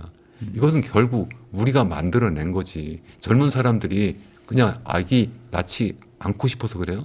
아니에요. 아기를 낳지 못하니까 그런 거거든요. 그래서 그러한 상황을 바꿔줘야 된다 저는 그런 생각을 하는 거죠. 그 중요한 이유가 제가 볼 땐 집값 때문에 그렇다. 그러니까 우리가 보통 출산율 왜 이렇게 낮을까 뭐 여러 가지 이제 연구 보고서 나왔는데요. 제가 볼 땐 크게 네 가지예요. 첫 번째는 일자리가 없어요. 네. 일자리가 없어요. 정말 대학 졸업해가지고 우리 때나 아니면 우리 대표님도 마찬가지일 텐데 대학 졸업하면 뭐 쉽게 일자리 잡지 않았어요. 몇 군데 골라갔어요. 요즘 얘기한 대기업을. 그때는 내가 공부 잘해서가 아니라 그냥 우리나라가 빠르게 성장하고 또 실제 이 기업들이 계속 확대 재생산하면서 계속 일자리를 만들어냈기 때문에 그래요. 이제는 지금 경제 성장이 이렇게 빠르게 추락하고 있고 더군다나 우리나라 기업들이 그나마 좀 벌어들여도 그거 가지고 다 외국으로 도망가고 있잖아요. 더군다나 최근에 지금 3,500억 달러만큼 또 추가적으로 미국에 투자하기로 한다. 이렇게 지금 양국 간에 한미 간에 지금 무역 협상이 타결되었다. 이렇게 이야기를 네. 하는데 그게 좋은 소식이 아니라 그만큼 또 추가적으로 일자리가 빠져나가는 거니까 계속 일자리가 더 없어질 거다. 그러니까 젊은이들이 취업 재수하고 삼수하고 또 엔잡 뛰고 뭐 이렇게 하는데 어떻게 결혼을 해요? 결혼 못 하죠. 운이 좋아서 일자리 잡았어요. 그런데 그놈의 일자리가 다 서울이나 아니면 다 수도권인데 그러니까 서울 수도권으로 와 보니까 집값은 이미 완전 하늘 꼭대기로 올라갔어요. 전 세계 국가 중에 제일 비싸요. 실제 여기 보시면 서울이 지금 소득 대비 27배인데 그 위에 있는 나라는 이게 다 저개발 국가예요. 아디스아바바 여기 왜 이리 높으냐? 이거는 거기도 잘 사는 사람도 있을 거 아닙니까? 근데 이게 뭐냐면 90제곱미터 기준으로 주택을 이제 딱 비교를 한 거예요. 그 소득 대비로 그 도시에 사는 사람들의 평균 가계 소득으로 나눠준 거예요. 그리고 나눠줘 보니까 거기는 56배 정도 되는데 우리나라는 27배 되더라. 나머지 도시들이 다 뭐냐면 중국 도시예요. 대부분 중국이나 아니면 정말 열악한 그러니까 추가적으로 어떻게 주택 공급을 할 수 있는 그러한 경제력이 안 되는 나라들이 대부분 이렇게 PIR이 높은데 우리나라가 여기에 붙어 있는 거예요. 근데 선진국이라는 데는 다 대부분 낮아요. 이렇게 선진국 도시는 낮다. 하다못해 싱가포르 그 열악한데도 22.4라고 돼 있는데 이것도 제가 볼 때는 전체를 묶어서 그렇고 거기 공공주택이 거의 지금 80% 이상이거든요. 그리고 나머지 민영주택이 20%인데 그것 때문에 지금 평균적으로 지금 높아진 걸로 보이는 거지. 실제 공공주택 거기에 사는 사람들 거기에 싱가포르 시민들은 거의 90%가 민영주택에서 사는 것이 아니라 다 공공주택에서 살아요. 그것도 자가주택에서 살아요. 그 사람들한테 이게 높지도 않아요. 그러니까 아까 말씀드린 것처럼 그 출산율이 우리보다 높을 수밖에 없는데 그러니까 제가 드리는 말씀은 일자리도 우리나라는 없고 더군다나 거기다 주택가격이 너무나 비싸니까 젊은이가 도대체 결혼하고 아이를 낳을 수 있는 입장이 되지 못한다. 거기에다가 이제 추가적으로 뭐 교육비는 또 제일 비싸잖아요. 또 우리나라가. 그러니까 또 아이 낳으면 너 거기에다가 또 돈을 엄청나게 써야 되니까 내가 어떻게 아이를 낳고 내가 키울 수 있겠느냐 이렇게 생각을 하고 또 여성의 입장에 생각하면 옛날보다도 훨씬 더 교육도 많이 받고 뭐 이러다 보니까는 당연히 같이 나도 일하고 싶고 나도 성취를 하고 싶은데 나는 그냥 집에서 아이 낳고 키워라 이렇게 할 수 있어요? 못하죠. 그러니까 그런 문제 다 한 네 가지 정도 되는데 가장 중요한 것 중에 하나 뽑아라 이렇게 하면 전 주택이라고 생각하는 편이에요. 그 말씀하신 것처럼 이 높은 집값은 그 거래세는 높고 보유세가 낮은 그 세제 문제도 있을까요? 그것도? 그게 제일 중요한 핵심이죠. 그것 때문에 사람들이 다 그냥 집을 사면 그러면 집값이 올라가도 내가 세금을 많이 내지 않으니까 그러니까 뭐 내가 이게 제일 좋은 투자 수단이다 이렇게 생각을 하는 거죠. 그러니까 사람들이 우리나라가 기본적으로 우리 평균적인 가계가 갖고 있는 자산을 보면 70% 내지 80%가 다 부동산이라고 하잖아요. 네. 왜요? 다른 뭐 주택이나 그러한 부동산 자산 말고 뭐 주식이나 아니면 또 다른 뭐 예금이나 이런 쪽에 투자를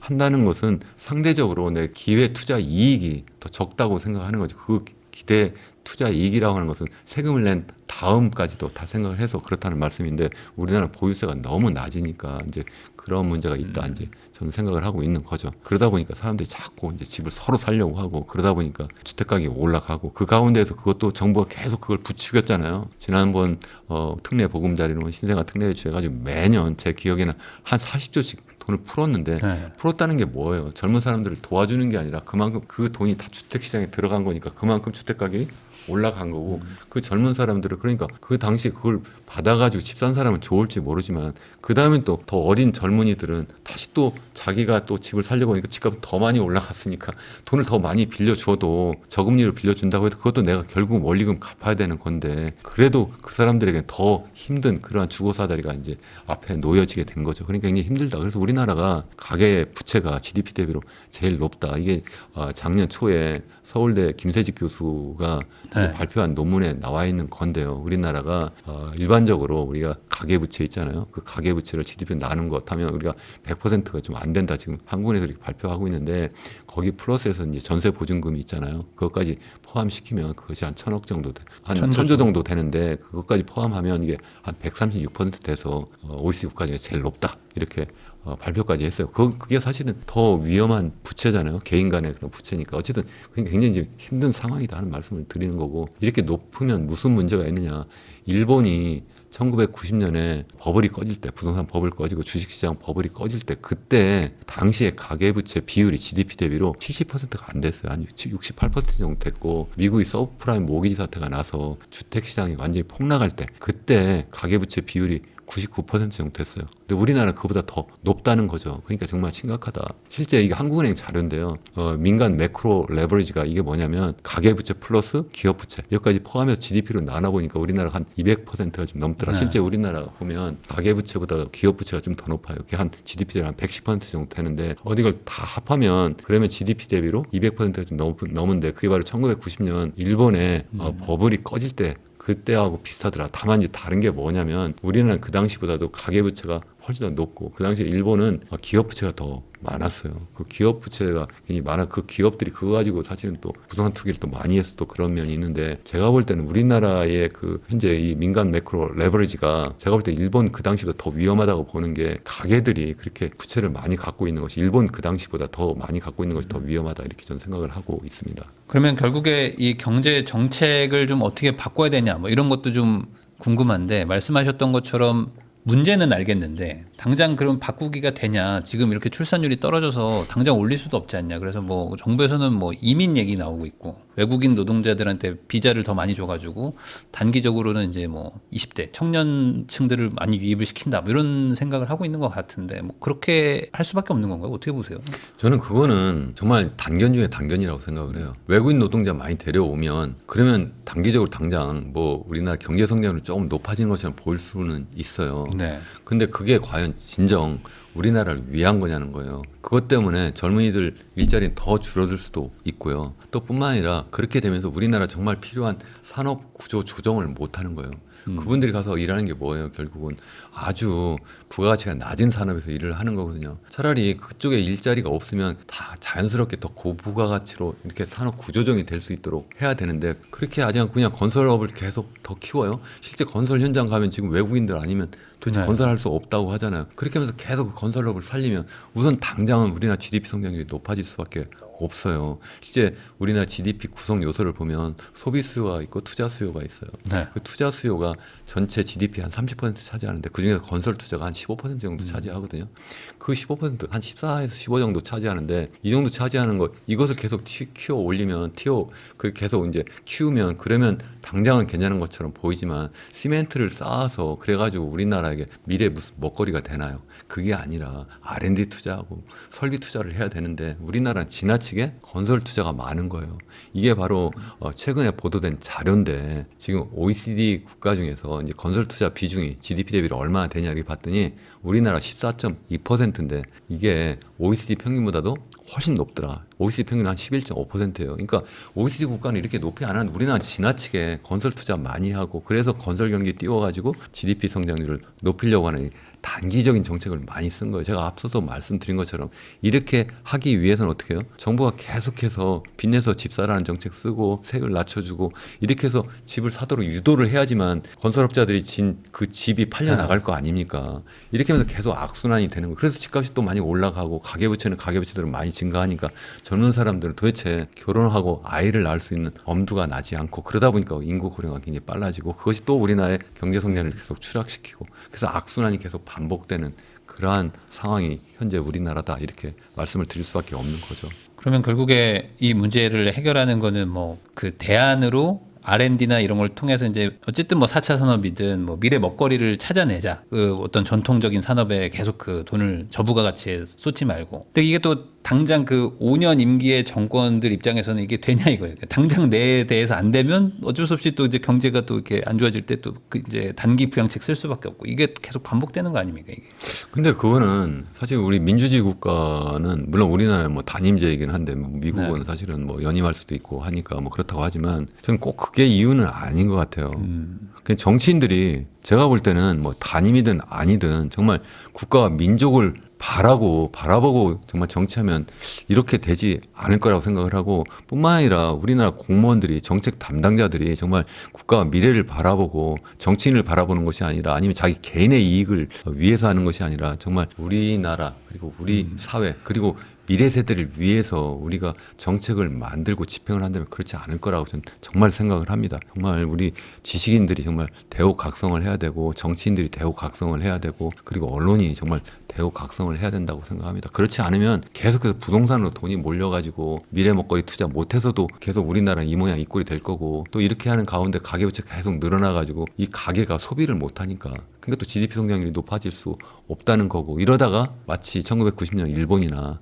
2008년 미국처럼 그냥 갑자기 폭 터져가지고 우리나라는 정말 금융 시스템 위기가 올 수도 있고, 또 이러한 가운데 집값이 너무 높아졌는데 결국 그 집을 갖고 있는 사람이 누구냐는 거예요. 주로 이제 노년층이고, 나머지 갖고 있지 않은 젊은이들 간에 사실 엄청난 그 세대 간의 갈등도 있을 수 있고, 또 서울 수도권과 그리고 또 지방 간의 또 그런 양극화도 굉장히 심화될 수도 있다는 거고, 또 마지막으로 또 이렇게 되면서 또 출산율도 낮아지고 여러 가지 문제가 막 이렇게 계속 복합적으로 되어 있기 때문에 이 문제는 정말 해결해야 된다. 제가 만약에 대통령이라면, 아니면 참모라면 저는 이거 바꿀 것 같아요. 이걸 왜 못 바꿔요? 이걸 정말 지금 당장 내가 욕을 좀 먹더라도 이걸 바꾸는 게 정말 진정한 지도자 아닌가요? 정말 그렇게 생각합니다. 부동산 세제도 좀 바꾸고 뭐 여러 가지 좀 사회 문제들도 좀 개혁을 좀 해서 좀 욕을 먹더라도 바꾸지 않으면은 이 악순환은 계속될 것이다. 이렇게 얘기해 주신 것 같습니다.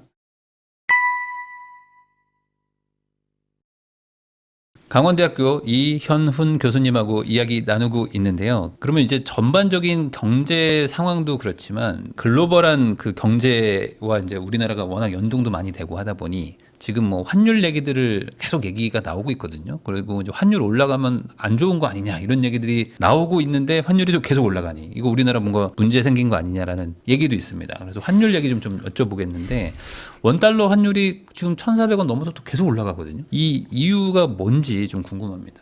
네, 그 이유를 설명드리기 위해서 간단히 최근에 환율 추이를 좀 보시면 좋을 것 같은데요. 우리가 환율하면 이제 대미 달러 환율이잖아요. 그러니까 네. 1달러당 우리나라 원화가 얼마냐 이렇게 보통 비교를 하는데, 이게 지난 1년 동안의 대미 달러 환율 추이예요. 그래서 좀 전에 대표님 말씀하신 것처럼 1,400원대를 넘어서 지금 한 1,455원 정도 현재 찍고 있는데, 이게 지금 계속 올라가고 있잖아요. 언제부터 올라갔냐? 6월부터 올라갔어요. 네. 그러니까 이재명 정부 출범한 이후 계속 올라가고 있는 거예요. 사실 처음엔 약간 좀 떨어지는 줄 알았는데 다시 좀 올라가고 있다 하는 말씀이고, 여기 막 굉장히 최고치를 지난 1년 동안 생각해 보면 이게 바로 계엄 사태가 나고, 그래서 전국이 막 불안하고 그래서 좀 올라갔고, 그래서 새롭게 정부가 출범해서 좀 떨어지는 듯했는데 다시 좀 올라간다. 이게 왜 그런지 한번 생각을 해봐야 된다는 말씀이고요. 또 한 가지는 너무 단기만 생각할 것이 아니라 더 장기적으로도 생각을 해봐야 되는데, 장기적으로도 보면 계속 상향하는 추이에 있는 가운데 높은 수준이다 하는 거고, 제가 좀 전에 지난해 후반기 그리고 올해 초에 잠깐 높았다가 떨어지는 텐데 다시 올라갔다고 했는데, 그 정도 수준까지 지금 따라가고 있고, 특히 여기 보시면 2022년 중반 때, 이때 이제 미국에서 막 기준금리를 막 빠르게 높일 때, 그때 이제 달러 값이 막 또 올라가고 그래서 한번 올라간 적이 있는데, 그때 수준까지 지금 갔어요 이미. 그러니까 지난 10년 놓고 보면 지난해 말 올해 초 그거보다는 좀 아직은 낮지만 이미 최고치까지 이미 다 가고 있다 하는 말씀이고, 또 한 가지 분명한 것은 이게 계속 상승하고 있다는 말씀입니다. 더 길게 한번 보면 우리가 IMF 위기 1997년 터졌잖아요. 그때부터 생각을 해보면 1996년 때 그때 우리나라의 대미달러 환율이 750원 정도였어요. 750원인데 지금 1,455원 되니까 거의 2배 정도 상승한 거니까 우리나라 원화 값이 절반으로 떨어진 거예요. 그러니까 우리나라 원화 자산과 미국 자산이 같이 갖고 있어요. 근데 우리나라의 원화 자산이 2배로 높아졌어요. 값이 올랐어요. 근데 미국 자산은 전혀 변화가 없어도 그냥 똑같은 거죠. 똑같은 거다 하는 말씀입니다. 그만큼 지금 우리나라의 원화 가치가 많이 떨어졌다는 거고, 중간에 이렇게 스파이크가 한 번씩 있기는 하잖아요. 스파이크가 있는데 그 스파이크가 굉장히 나타나기 시작하면 급하게 나타난다는 것이 한 가지 특징이라고 말씀을 꼭 드리고 싶고, 또 한 가지는 이 장기적인 추이를 보면 계속 상승해요. 지난 10년도 상승했지만 이미 96년부터 시작하면 계속 상승한다. 이게 왜 그런지를 좀 생각을 해봐야 된다는 거예요. 여러 가지 이유가 있는데 제가 볼 때는 단기적인 것부터 좀 네. 중장기적인 거 계속 말씀을 드려보면 6월부터 계속 올라갔다고 했잖아요. 그때 이제 한미 간에 이제 통상 협상 뭐 이런 관세 협상 얘기가 막 나오면서 그러면서 앞으로 이게 무역도 굉장히 우리나라 이제 힘들어지겠네. 더군다나 나중에 이제 구체적으로 이제 3,500억 달러만큼 투자한다고 하니까 그러니까 그만큼 돈이 나가려고 하니까 결국 이 외환시장에 엄청난 이게 압박이 되겠구나 이렇게 된 거죠. 그래서 실제로 그게 이제 한 가지 원인이다. 그래서 이제 3,500억 달러만큼 투자한다고 했는데 다행스럽게 그나마 최근에 이제 양국 간에 합의된 내용을 보면 2천억 달러만큼만 현금 투자하고 나머지 1,500억 달러는 마스가 프로젝트해서 어떤 민간 기업에서 주로 조선업 쪽에서 투자한다고 했는데 그것도 빠져나가는 건 빠져나가는 거고 2천억 달러에 대해서도 10년 동안 매년 200억 달러 정도 최대 상한액을 200억 달러만큼 한다고 하는데 그것도 결국 빠져나가는 건 빠져나가는 거고 그게 무슨 말씀이냐면 그만큼 들어오던 게 나가는 거니까 환율 상승 요인이라는 거예요. 뭐 이렇게 이야기하는 분도 계세요. 우리나라 외환 보유고가 있는데 그 중에서 어쨌든 우리가 기본적으로 갖고 있는 대부분이 미국의 국채나 아니면 회사채 이런 건데 거기에서 얻어지는 수익이 있잖아요. 그 수익이 되게 한 150억 달러에서 한 200억 달러 정도 되니까 그거 가지고 투자하면 되지 않겠냐 이렇게 이야기를 하지만 그것도 들어오던 게 들어오지 못하니까 그것도 결국은 원화 수요는 떨어지고 달러 수요는 높아지니까 결국은 환율이 올라간다는 거고 또 최근에 이제 일본 엔화 가치도 지금 계속 약세를 보이고 있는 것도 굉장히 중요한 원인이다 저는 생각을 해요. 다카이치 사나의 이제 신임 총리가 제2의 아베다 해가지고 적극적으로 일본의 엔화 가치를 떨어뜨리고 수출도 늘리고 그래서 일본 경제를 좀 더 이제 살리겠다 이렇게 하고 있는 것도 하나의 중요한 원인이라고 생각하고 또 앞으로 계속 이제 우리가 누구나 생각할 수 있잖아요. 지금 잠깐 반도체 경기가 막 호황이고 그래가지고 지금 우리나라의 수출이 지금 호조를 보이고는 있지만 앞으로도 계속 그럴 거라고 생각하기가 좀 힘들잖아요. 일단 우리 관세율이 15%까지 낮아졌다 이렇게 얘기하는데 그게 낮아진 건가요? 지난해까지만 해도 0%였어요. 0%에서 15% 높아진 거지. 이게 어떻게 25%에서 15% 낮아진 거냐고요. 분명하게 높아진 거라는 거예요. 그러니까 우리나라 굉장히 힘들 거다. 그러니까 경상수지 흑자가 앞으로 줄어들면 줄어들지 늘어나기가 굉장히 힘들다. 실제 미국에 대한 투자는 많이 하는데 반대로 미국으로부터 걷어들이는 그런 무역 흑자 이건 계속 빠르게 이미 줄어들고 있어요. 또 한 가지 장기적으로 보면 미국보다 굉장히 우리나라 경제 성장률이 앞서도 제가 잠깐 말씀을 드렸습니다만 성장률이 미국 같은 경우는 지난 70년대 이후에 계속 2.6% 정도 평균적인 성장률을 계속 기록하고 있고 앞으로도 계속 그럴 거예요. 우리나라는 계속해서 추락하고 있고 그래서 이미 1.8, 1.7로 떨어졌는데 10년 안에 1% 밑으로 떨어지고 그 뒤에 다시 10년이 흐르기 전에 아예 0% 밑으로 떨어질 거라고 KDI도 전망하고 있고 한국은행도 전망하고 있는데 어떻게 우리나라의 통화 가치가 미국의 달러에 비해서 더 높아지겠느냐는 거죠. 게다가 우리나라 통화량, 우리가 보통 통화량 여러 가지 이제 환율에 영향을 주는 요인들이 있어 제가 아예 리스트를 만든 건데 우리나라 통화량도 비교해 보면 우리나라의 통화량이 일본, 미국보다도 훨씬 더 많이 풀려 나가고 있어요. 그 얘기 제가 좀 이따 그림을 보여드리고 또 하나는 달러 스테이블 코인도 이제 굉장히 중요한 요인인데 나중에 기회가 되면 말씀을 드리기로 하고요. 이게 바로 우리나라하고 미국하고의 그 M2 추이예요. 그래서 M2가 이제 총통화, 일반적으로 우리가 통화량 유동성 하면 M2를 가지고 이야기를 하는데 이거 보면 어떻습니까? 2000년부터 시작해서 어디가 더 빨리 증가해요? 우리나라가 더 많이 우리나라가 더 증가했네요. 많이 증가해요. 그러니까 당연히 우리나라 원화값이 떨어질 수밖에 없다는 거죠. 이게 또 우리나라의 부동산 가격을 또 띄우는 중요한 원인이기도 하다. 그러니까 그 이유는 또 뭐예요? 한국은행이 기준금리를 너무 낮게 계속 유지해 왔기 때문에 그렇다. 그래서 격차가 이게 지금 한때는 한 2%포인트 정도 차이가 났는데 지금 최근에 연준이 기준금리를 낮췄잖아요. 지난 10월 18일 낮춰서 이제 4.0 상당 기준으로 4.75에서 3.75에서 4.0% 수준인데 거기는 이렇게 밴드를 줘가지고 하는데 우리나라는 지금 현재 2.5%에 이제 와 있는데 이게 격차가 1.75인데 이 정도는 역사상 이렇게 많이 역전되어 있는 적이 없어요. 우리나라의 기준금리가 상당히 더 높은 게 일반적이죠. 왜냐하면 우리나라가 당연히 미국하고 비교할 때 투자자들의 입장에서 생각하면 우리가 더 여러 가지 위험도가 더 높으니까 우리나라에 대한 투자를 할 때 금리가 더 높아야지만 더 투자를 많이 할 거 아닙니까? 근데 이게 역전되어 있으니까 당연히 달러 수요가 더 높고 원화 수요가 낮아질 수밖에 없다는 거죠. 그만큼 투자가 많이 안 들어오고 나가는 게 더 많다는 거죠. 그래서 결국은 그런 상황이 되고 또 한 가지는 이게 바로 또 통화량을 계속 늘리는 또 중요한 원인이 된다 하는 말씀입니다. 그러니까 결국 우리나라의 그 원화 가치가 상대적으로 많이 떨어질 수밖에 없지 않을까 이렇게 생각을 하고 있습니다. 그러면 이게 앞으로 구조적인 문제라고 보고 계속 좀 환율은 우상향하는 방향으로 생각을 하고 뭔가 접근을 해야 될까요? 저는 개인적으로 그렇게 생각을 하고 그래서 네. 저도 뭐 개인적으로 달러 자산을 좀 많이 갖고 있는 편이고 달러 자산이라고 하는 것은 그냥 달러 그 자체를 갖고 있는 것도 있고 달러를 가지고 미국 주식이나 달러 표시 주식. 달러를 네. 가지고 일반적으로 거래하는 뭐 금이나 비트코인이나 왜냐하면 금이나 비트코인도 우리나라 원화로도 거래하지만 기본적으로 국제 가격은 달러니까 네. 결국 달러 가치에 따라서 계속 움직이는 것도 변동되죠. 있거든요. 그러니까 결국은 그런 투자를 더 많이 하는 게 더 좋지 않을까. 최근에 한국 주식 가격도 많이 올라가고 또 최근에 집값도 많이 올라가니까 거기 또 투자하는 것도 괜찮지 않느냐 이렇게 보시는 분도 계실 수도 있겠는데 장기적으로 보면 꼭 그렇지 않을 것 같다. 최소한 투자 포트폴리오를 다변화한다는 차원에서도 저는 달러 자산을 좀 많이 갖고 있는 것이 좋지 않을까. 개인적으로 그렇게 생각하고 있습니다. 그러면 그 이렇게 환율이 올라가고 또 개인들마저도 이제 원화에 대한 좀 신뢰가 잃어가고 있는 와중이다 보니까 점점 더 외국계 어떤 뭐 달러 자산 같은 것들 많이 투자를 하잖아요. 그럼 전반적으로 기업도 외국으로 나가고 개인들의 자산도 외국으로 나가고 국가도 그 외국 뭐 미국에 막 투자를 해야 되고 하는 상황이면 이게 그 외환 위기나 이런 것들로 연결되는 게 아닌가라는 우려들도 있는데 실제 뭐 그런 거는 좀 기우일까 아니면 실제 어떤 위기 상황인가요? 어떻게 봐요? 그러니까 외환 위기는 우리가 이제 트라우마가 있어서 이제 외환 위기 이제 이런 상황이 되면 외환 위기로 가는 거 아니야 이렇게 이제 걱정들 네. 하세요. 실제 이제 1997년에 외환 위기가 터졌는데 97년 초만 해도 우리나라 1달러당 원화 가치가 환율이 850원 정도 했어요.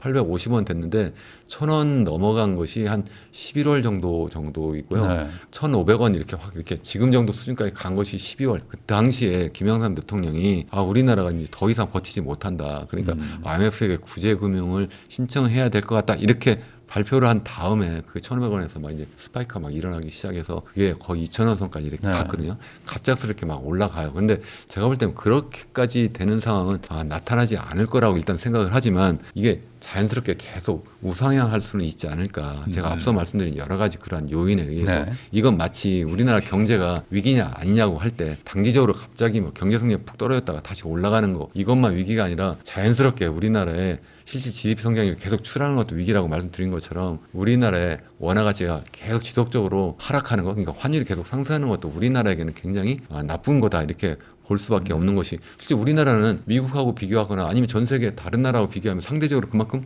가난해진 거잖아요. 네. 그러니까 그것은 굉장히 좋지 않다. 다만 이제 IMF 위기를 겪을 거냐 아니냐, 그러니까 비슷한 상황이 될 거냐 안 될 거냐는 그 당시에 이제 외환 보유가 너무나 적었기 때문에 연초만 해도 이게 그래도 한 300억 달러 정도 된다고 했는데 나중에 이것이 막 50억 달러 쓰니까 이게 떨어졌다 이렇게 하는데 그래도 그 당시에 300억 달러는 우리나라 GDP 지금하고 비교하면 그렇게 나쁜 수준도 아니에요.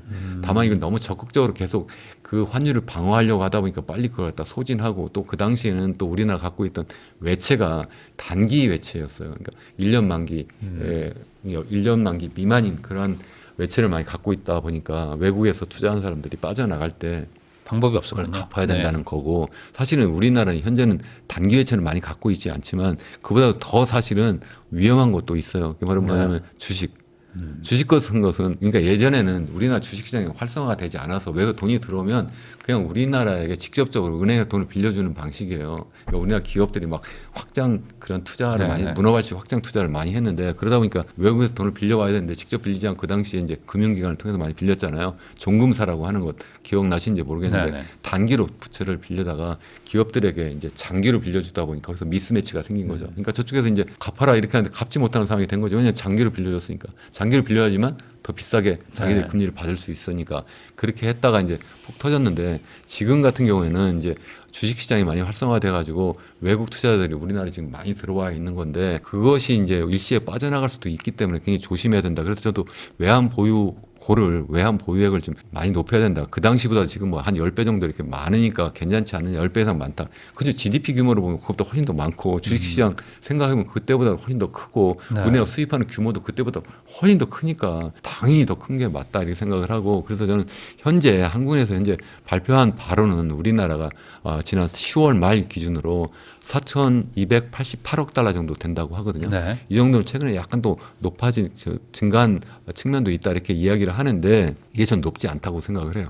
그래도 이제 항상 발표하는 게 뭐냐면 그래도 우리나라가 랭킹이 9번째로 많다. 우리나라 네. 외환보유가 무려 9번째로 많다. 이렇게 이야기를 해요. 그러니까 언뜻 보면 그럴듯해요. 근데 여기 빠진 나라들이 굉장히 많아요. 누가 빠졌나요? 미국. 네. 미국이 왜 빠져요? 거기가 미국은 외환보유가 필요가 없죠. 필요 없죠. 네. 근데 우리가 GDP 계산할 때 거기 들어가요? 안 들어가요? 당연히 들어가죠. EU 국가들도 다 빠졌죠. EU 국가들이 왜 빠져요? 그것도 유로가 당연히 기축통화니까. 그렇죠. 그러나 그 나라까지 포함하면 어떻게 이게 지금 9위가 되겠어요. 그러니까 GDP 생각하는 것처럼 비교해서 GDP는 우리나라가 10위권 밖인데 외환 보유고는 9위니까 우리 굉장히 많이 갖고 있네. 이렇게 볼 수가 없다는 거예요. 유일하게 독일이 지금 많이 갖고 있는데 이것도 거의 금 같은 걸 많이 갖고 있어서 그런 거예요. 근데 우리나라는 금도 아니고 달러를 좀 많이 갖고 있는 편이긴 한데 달러 자산이죠. 이제 주로 국채나 뭐 이런 걸 많이 갖고 있는데 어쨌든 이게 그렇게 많은 게 아니다. 대만 같은 경우는 우리나라보다 훨씬 더 경제 규모도 작은데 우리가 훨씬 더 많이 갖고 있잖아요. 근데 여기서는 지금 외환 위기 뭐 이런 거 걱정을 안 하는데 우리나라는 상대적으로 많이 걱정한다는 거고 또 일본 같은 경우도 지금 무려 지금 1조 3천억 정도 갖고 있어요. 물론 우리나라보다도 경제 규모가 2배 이상 더 크니까 그런데 네. 그래도 그 비율로 봐도 훨씬 더 많이 갖고 뭐 있는 거고 기축통화국이니까. 거기는 더군다나 네. 또 기축통화국이고 네. 또 거기가 5,500억 달러만큼 투자를 한다고 하지만 미국에 그게 투자한다고 하지만 거기 5,500억이 크지 않은 게 그 일본이 미국 국채를 갖고 있는 게 1조 1,000억 달러 정도 돼요. 네. 그러니까 한 절반만 팔면 그냥 갚을 수 있는 거예요. 우리나라는 그렇게 할 수가 없는 거예요. 우리는 지금 이거 갖고 있는 것이 지금 현재 그거에 지금 한 10분의 1밖에 갖고 있지 않아요. 그러니까 우리나라가 도대체 지금 이거 가지고 과연 외환시장을 방어할 수 있겠느냐. 다만 제가 말씀드리는 것은 그렇다고 97년 상황이 될 거라고 보지는 않지만 적어도 이게 굉장히 빠르게 우리나라 원화 가치가 녹아내릴 수도 있겠다. 저는 그런 걱정을 좀 할 수밖에 없다는 거죠. 단순하게 외환 보유액 가지고 이야기할 수가 없다 하는 말씀입니다. 그러면 교수님 말씀 들어보면 우리나라의 지금 현 상황 그리고 이제 그 원화 가치에 대해서 뭐 긍정적인 해석을 하기가 쉽지는 않은데 그러면 결국에 개인들 입장에서 지금 뭐 저희 채널 보시는 분들은 뭐 재테크 이런 것들 하시는 분들이니까 어쩔 수 없이 외화 자산을 살 수밖에 없다 이렇게 해석이 되거든요. 이 방법밖에 없을까요? 결국에 원화 자산을 일단 줄이고 어떻게 포트폴리오를 구성할 거냐가 이제 굉장히 중요하잖아요. 투자자라면 네. 저는 크게 4가지 원칙을 항상 말씀을 드려요. 제 유튜브 채널에서도 말씀드리고 이런데 와서 이제 질문이 나오면 꼭 말씀드리는 것이 첫 번째는 좀 세계 전체를 좀 보고 투자를 하자. 네. 그러니까 우리나라는 전 세계 국가 중에서 우리나라의 경제 규모가 많이 커졌다고 해도 GDP 기준으로 하면 1.7%밖에 안 되는 거예요. 그러니까 전 세계에 투자할 수 있는 것이 100이라면 우리나라 투자할 수 있는 것이 1.7밖에 안 된다는 거예요. 네. 인구로 보면 뭐 0.7밖에 안 되고요.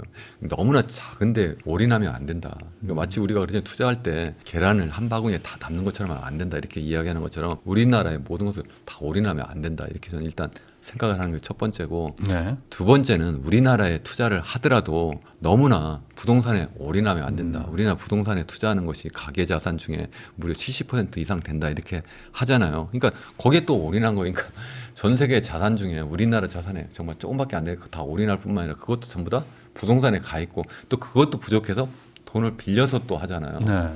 그러니까 이게 정말 큰 문제다. 이게 잘못 터지면 우리나라 어떤 위기 상황이 되면 우리나라 사람들은 옴짝달싹 못하고 더군다나 부동산에 무슨 문제가 생기면 이번 세대는 완전히 폭망하는 그러한 상황이 돼버릴 수밖에 없다는 거죠. 그래서 기왕이면 우리나라 투자를 해도 기왕이면 포트폴리오를 주식시장이나 뭐 이런 채권이나 네. 다른 쪽에 나눠서 하는 게 좋겠다는 거고 세 번째는 현재만 바라보지 말고 좀 미래를 좀 바라보자 하는 말씀 꼭 드려요. 지금 집값이 많이 올라가고 있네. 부동산 같은 거 집을 살 때 정말 몇십억짜리인데 어떻게 이렇게 단기적으로 지금 막 집값 오른다고 해서 막 매달릴 수가 있겠느냐. 그것은 아니지 않느냐는 거죠. 좀 장기적으로 좀 생각해서 적어도 내가 이거 집을 갖고 있으면 사면 5년 10년을 갈 텐데 좀 장기적으로 보면 좋겠다는 거고 꼭 그것이 아니라도 일반적으로 투자를 할 때 세상이 지금 얼마나 빠르게 변하고 있어요. 앞으로 10년은 지난 10년이 아니라 지난 100년만큼 아마 바뀔 거예요. 앞으로 20년은 지난 200년보다 더 많이 바뀔 거예요. 네. 엄청나게 많이 바뀔 거라는 거죠. 그 바뀌는 세상을 좀 우리가 좀 이해하고 투자를 하면 좋지 않을까. 제가 이 말씀을 드리는 건 뭐냐면 세상을 바꾸는 기업들이 있잖아요. 그게 우리나라 기업보다는 지금 미국에 대부분 다 있잖아요. 네. 그런 기업들 뭐 엔비디아가 왜 이렇게 깜짝 놀라게 이렇게 막 주가가 튀어 오르고 있나요? 거기부터 시작해서 뭐 우리 뭐 마이크로소프트나 아니면 뭐 구글 알파벳이라든가 뭐 이런 기업들이 왜 이렇게 계속 주가가 이렇게 고공행진을 하고 있는지 생각해 보면 결국 세상을 바꾸고 있기 때문에 그렇다는 거죠. 그래서 미래를 보고 그러한 기업들과 같이 성장할 수 있는 방식의 투자를 하면 좋겠다 이렇게 생각을 하고 또 그런 기업이 아니라도 뭐 비트코인이나 이런 것도 새로운 대체 자산이잖아요. 그것이 왜 중요한지도 우리가 생각을 하고 그쪽에도 좀 투자를 하면 좋지 않을까 이렇게 생각하는 것이 이제 세 번째고, 네 번째 마지막은 제가 이렇게 말씀드린다고 해서 100% 그대로 믿지도 말고, 남이 이야기한다고 100% 믿지 말고 좀 제발 스스로 좀 공부 좀 하고 하셔라. 공부를 안 하고 남이 뭐라고 한다고 해서 그냥 그대로 따라하고 그렇게 하면 절대 안 된다. 예를 들어서요, 주식 투자를 한다고 해서 여러분들 막 매일 뭐 어떤 누가 뭐 전문가라고 얘기하잖아요. 올해 네. 초에 우리나라의 그 코스피 주가가 한 2,400 정도 됐나요? 한 네네. 300, 400였는데요. 네. 그 당시 연초되면 다들 올해 주가 전망하잖아요. 그래서 신문 보도 때 유심히 보고 저도 전망을 했는데, 그 당시 한 10명 이렇게 막 전문가라는 사람이 전망해가지고 그 신문 보도된 거 있더라고요. 그 당시 3,000 넘는다는 사람 하나도 없었어요. 하나도 없어, 하나도. 네. 하나도 못 맞춘 거예요. 근데 그분들한테 지금 물어보면요, 다 5천 간다고 또 이야기해요. 그 당시 틀렸는데 지금 5천 간다는 건 또 맞습니까? 아니죠. 저도 그 당시에 이렇게 올라갈 거라 생각하지도 않았어요. 저는 그 당시에도 저는 기왕이면 포트폴리오를 다변하는 차원에서 미국이나 이렇게 좀 네. 다양하게 좀 투자를 하시면 좋겠다 이렇게 말씀을 드렸는데, 제가 드리고 싶은 말씀은 남들이 뭐라고 한 데서 거기에 그냥 기동량에서 투자를 하시면 정말 안 된다 이렇게 생각을 하고 있습니다. 강원대학교 국제무역학과 교수님이시죠. 이현훈 교수님하고 이야기 나누고 있습니다. 그러면 결국에 이제 자산을 배분하고 포트폴리오를 좀 분산하라는 얘기는 사실 이게 뭐 투자의 격언 중에 뭐 정석적인 얘기인데, 항상 이게 듣기만 듣지만 안 되거든요. 그러다 보니까 분배를 한다 그러면 대충 그냥 원화자산, 부동산, 뭐 이제 뭐 미국 주식 뭐 이 정도 삭감 이 정도란 말이죠. 근데 또 미국 주식도 막 비싸다고 그러고 뭐 어떻게 해야 될지 뭐 감이 잘 안 오는데, 그 아까 비트코인도 얘기를 해주셔가지고 마침 또 이제 비트코인이 최근에 또 빠져서 지금 또 관심을 가지시는 분들도 있을까봐 한번 좀 여쭤보겠습니다. 이 비트코인에 대한 그 논란은 계속되고 있는데, 교수님은 이걸 좀 긍정적으로 보시는 이유가 있을까요? 일단 제가 앞서 투자의 4개 원칙 이렇게 네. 말씀을 드리면서 미래를 좀 보자 이렇게 말씀드렸잖아요. 그래서 뭐 세상을 정말 엄청나게 바꾸는 그러한 기업들이라든가 새로운 자산이 많이 등장하고 있어요. 그 중에 하나가 저는 비트코인이라고 생각하는데, 비트코인은 뭐 기업은 아니죠. 다만 현재는 투자 자산이라고 생각하지만 이게 저는 새로운 화폐라고 생각하는 거예요. 네. 지금 우리 인류 역사를 생각해 보면 30만 년 역사 중에 29만 년은 사실 돈도 없이 살았어요. 화폐라는 게 없이 그냥 물물 교환하고 살다가 10,000년 전, 12,000년 전쯤에 처음 네. 초거대 혁명을 했는데, 그게 바로 농업혁명이고요. 농업혁명하면서 사람들이 모여 살고, 그래서 생산물도 많이 늘어나고, 그러다 보니까 거래를 해야 되는데 어떻게 거래를 해요? 이 물물 교환하려니까 너무 불편해가지고 거래에 매개 수단이 등장한 거고, 그게 바로 상품 화폐고, 그러다가 이제 금이라고 하는 것이 제일 그래도 순수하고 또 주조하기도 쉽고 쪼개기도 네. 쉽고 보관하기도 쉽고 뭐 등등 여러 가지 이유로 해서 금화가 이제 최고의 상품 화폐가 되었는데, 그러다가 이제 한 250여 년 전쯤에 한 18세기 중엽에 두 번째 초거대 혁명을 한 거잖아요. 그게 이제 산업혁명이고, 산업혁명하면서 금화가 서서히 사라졌어요. 다시 말씀드리면 상품화폐가 서서히 사라지고 법정화폐, 명목화폐가 등장했어요. 네. 왜 제가 서서히라고 하냐면, 처음에는 그냥 갑자기 정부가 아니면 중앙은행이 돈을 발행해서 이걸 앞으로 써 이렇게 하면 사람들이 안 믿을 거잖아요. 그러니까 처음에 어떻게 했냐면 금 본위 제도를 한 거예요. 그러니까 파운드당 얼마만큼 네. 금과의 교환 비율, 태환 비율을 정해서 이만큼은 우리가 언제든지 바꿔줄게 이렇게 한 거잖아요. 그러다가 이제 2차 세계대전이 터지고 그러면서 그 금이 전부 다 미국으로 다 몰렸어요. 한 75%가 다 미국으로 몰리다 보니까 이제 다른 나라는 금본위 제도를 할 수가 없게 되고, 그래서 자연스럽게 브레튼-우드 체제가 등장한 거예요. 그건 뭐냐 하면 미국 달러만 금본위 제도가 되고 나머지 통화는 다 달러 본위 제도가 돼서 간접적으로 금본위 제도를 했는데, 그것마저도 1971년에 미국이 이제 금과 달러의 태환 그것을 더 이상 하지 않겠다. 닉슨이 이렇게 갑자기 선언하면서 그것마저도 끝났잖아요. 그래서 이제 금본위 제도는 이제 완전히 사라졌고 이제 완전히 순수한 명목화폐만 남은 거예요. 자, 그런데 지금 현재 우리가 하고 있는 혁명은 뭐예요? 지금은 이제 산업혁명이 끝나고 디지털 혁명을 하고 있는 거예요. 네. 일부에서는 이것도 산업혁명이라고 말씀을 하세요. 4차 산업혁명이다. 이게 왜 산업혁명이에요? 산업혁명은 기계혁명이잖아요. 그러니까 농업혁명은 우리 농사 짓는 혁명이고, 그다음에 산업혁명은 우리가 그 농사뿐만 아니라 다른 상품을 생산할 때 기계를 발명해서 그 기계를 움직여가지고 우리 인간의 육체적 노동을 대체 보완할 수 있도록 한 거잖아요. 그 기계혁명인데 지금 하고 있는 기계혁명이라는 거죠.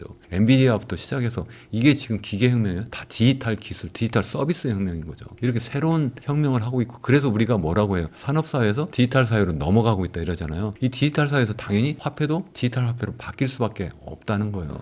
그래서 등장한 것이 저는 비트코인이라고 생각을 하는 거고 최근에 그거 말고 여러 알트코인이 등장하고 있고 이제 스테이블 코인까지 나왔는데 이제는 세상이 실질적으로 제 주머니에 지금 화폐나 동전이 사라진 지 굉장히 오래됐어요. 다만 갑자기 완전히 디지털 화폐로 넘어가지 못하니까 어떻게 됐어요? 마치 우리가 금본위 제도였다가 그냥 명목화폐로 넘어갈 때 어떻게 했어요? 중간 단계가 있었잖아요. 금본위 제도라는 게 있었다고 했잖아요. 지금도 마찬가지잖아요. 우리가 디지털 여러 가지 뭐 기본적으로 우리가 뭐 스마트폰으로 결제를 한다든가 아니면은 뭐 여러 가지 온라인 송금을 하거나 아니면은 뭐 우리가 뭐 QR 코드를 이용을 한다든가 뭐 이렇게 할 때 아니면 뭐 우리 신용카드를 이용할 때 그래도 베이시스는 우리 중앙은행이 발행한 그런 화폐나 동전이 있는 거잖아요. 근데 그것이 없어도 될 수 있다는 거예요. 제 말씀은 그렇게 되는 세상으로 지금 가고 있다. 그래서 저는 이 비트코인이 제일 선봉에 서고 있기 때문에 일단 한번 선점 효과라는 게 있잖아요. 그럼 한번 딱 들어가면 이것이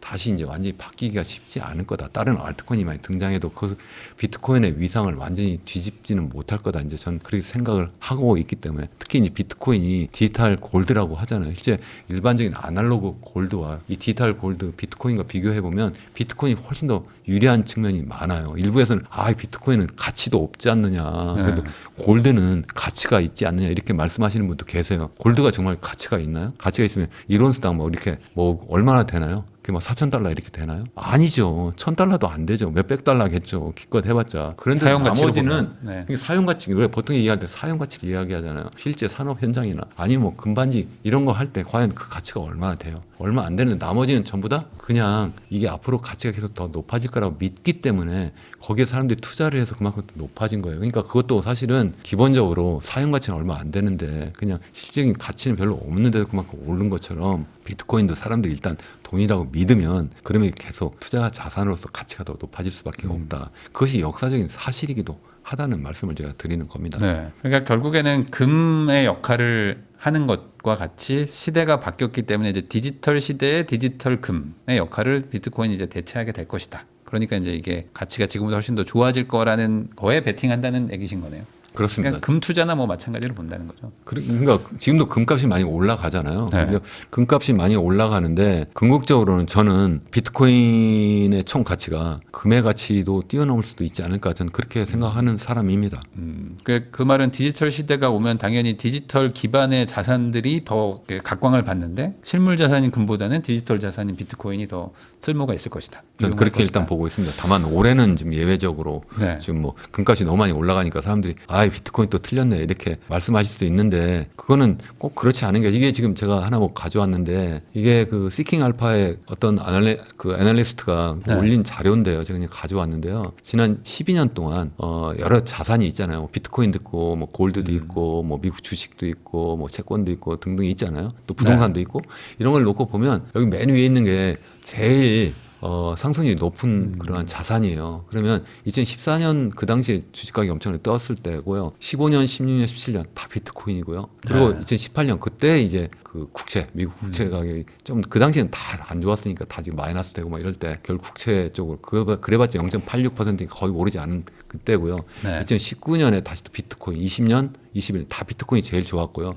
그리고 이제 2022년 뭐 원유 같은 이런 상품 자산이 좀 좋았을 때가 있었고 그리고 나머지 2023, 24 다 비트코인이었어요. 올해 지금 골드가 지금 굉장히 빠르게 올라가고 있는데 그럼 내년도 그렇고 후년도 그럴 거냐? 이건 또 아니라는 말씀 드리고 있고 그렇다고 골드가 그럼 계속 떨어질 거냐? 그건 또 아니에요. 골드도 물론 여기 보시면 2위 한 때도 있었고 3위 한 때 골드도 계속 계속 가격이 올라갈 수밖에 없는 게 기본적으로 통화량이 많이 풀리고 있기 때문에 계속 올라갈 수도 있는데 상대적으로 비트코인이 더 가격이 빠르게 올라갈 가능성이 전 높다 이제 전 그렇게 보고 있는 거죠.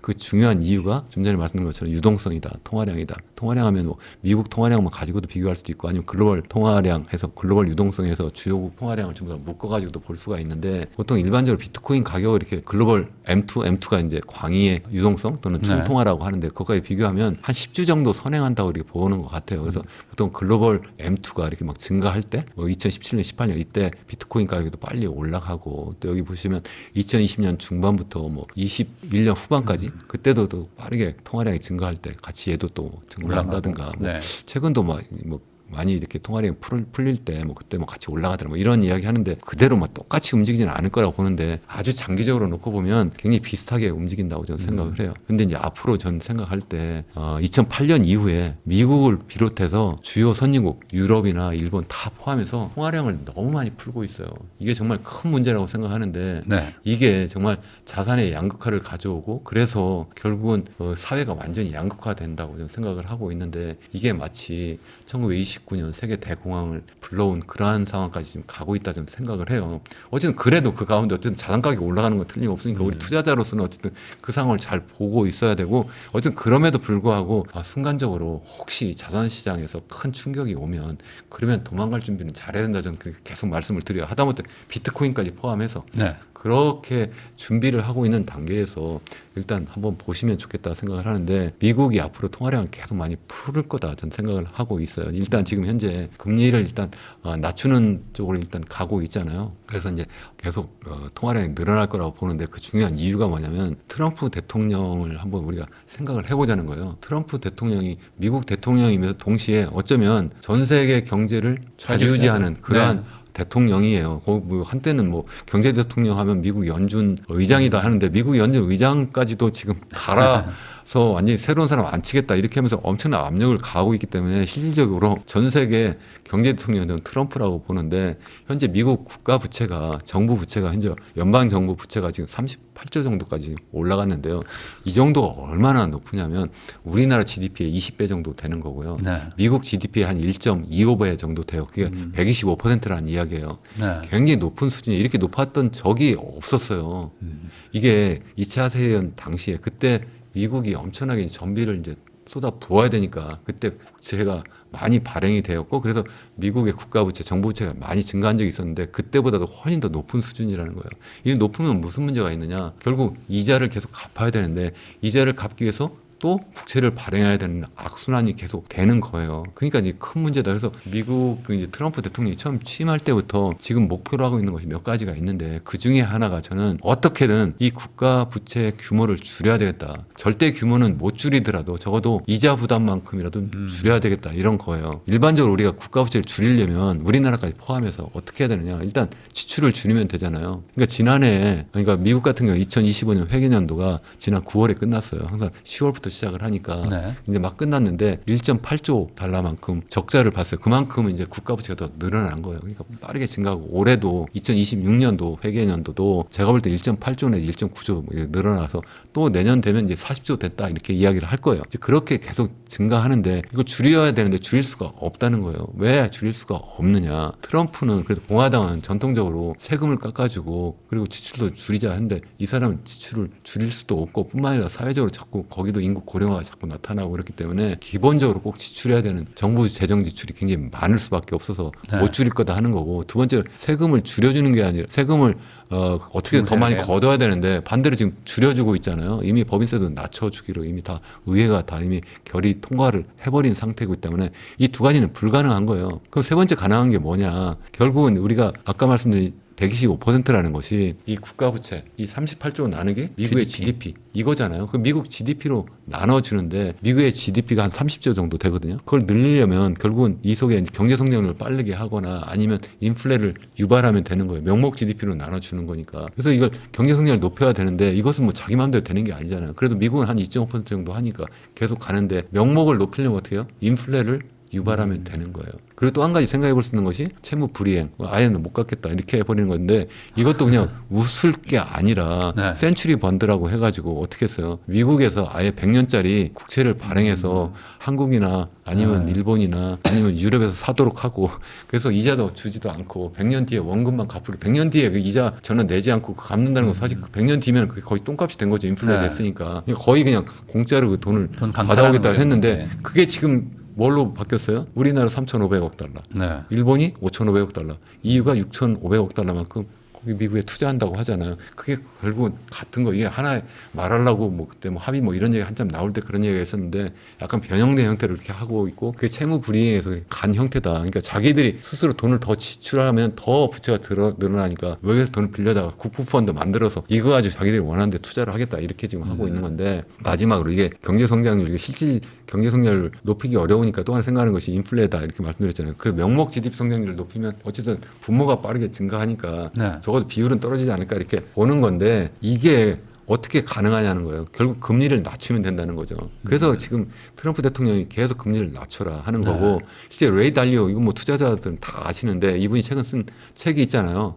우리나라도 이게 번역서가 나왔어요. 그래서 빅 사이클 이렇게 나와 있는데 정확한 원제는 How Countries Go Broke 그러니까 어떻게 국가가 파산하는가 이런 제목이고 부제가 더 빅 사이클인데 그 이분 연구를 해보니까 역사적으로 계속 반복되는데 빅 사이클이 있더라. 부채 빅 사이클이 있었는데 그게 뭐 1920년대 그러니까 세계 대공황이 터지기 전에 그랬고 뭐 그리고 그 2차 세계대전 중에도 그랬고 또 지금도 그래서 부채가 엄청나게 막 늘어나더라. 그러면 결국 이렇게 부채를 막 늘리다가 결국 어떻게 하느냐. 정부 지출 줄이거나 아니면 조세 수입을 높이거나 이렇게 하는 것이 아니라 결국 인플레이션을 통해서 하더라는 거예요. 아니면 채무 불이행하거나 실제 네. 채무 불이행도 많이 있었는데 지금도 약간 그런 상황으로 현재 가고 있다는 말씀드렸는데 그래서 인플레이션으로 한다. 그렇게 하려면 결국은 기준금리 낮추고 통화량을 빨리 늘리면 되는데 미국의 통화량이 이렇게 빨리 증가하고 있잖아요. 네. 이 증가하고 있는데 최근에 연준이 기준금리를 이제 낮췄잖아요. 0.25%포인트 낮추고 올해 12월에 안 낮출 거다 뭐 이렇게 해서 설왕설래가 있는데 설사 안 낮춰도 내년에 계속 낮출 수밖에 없을 거라고 생각하는 게 이미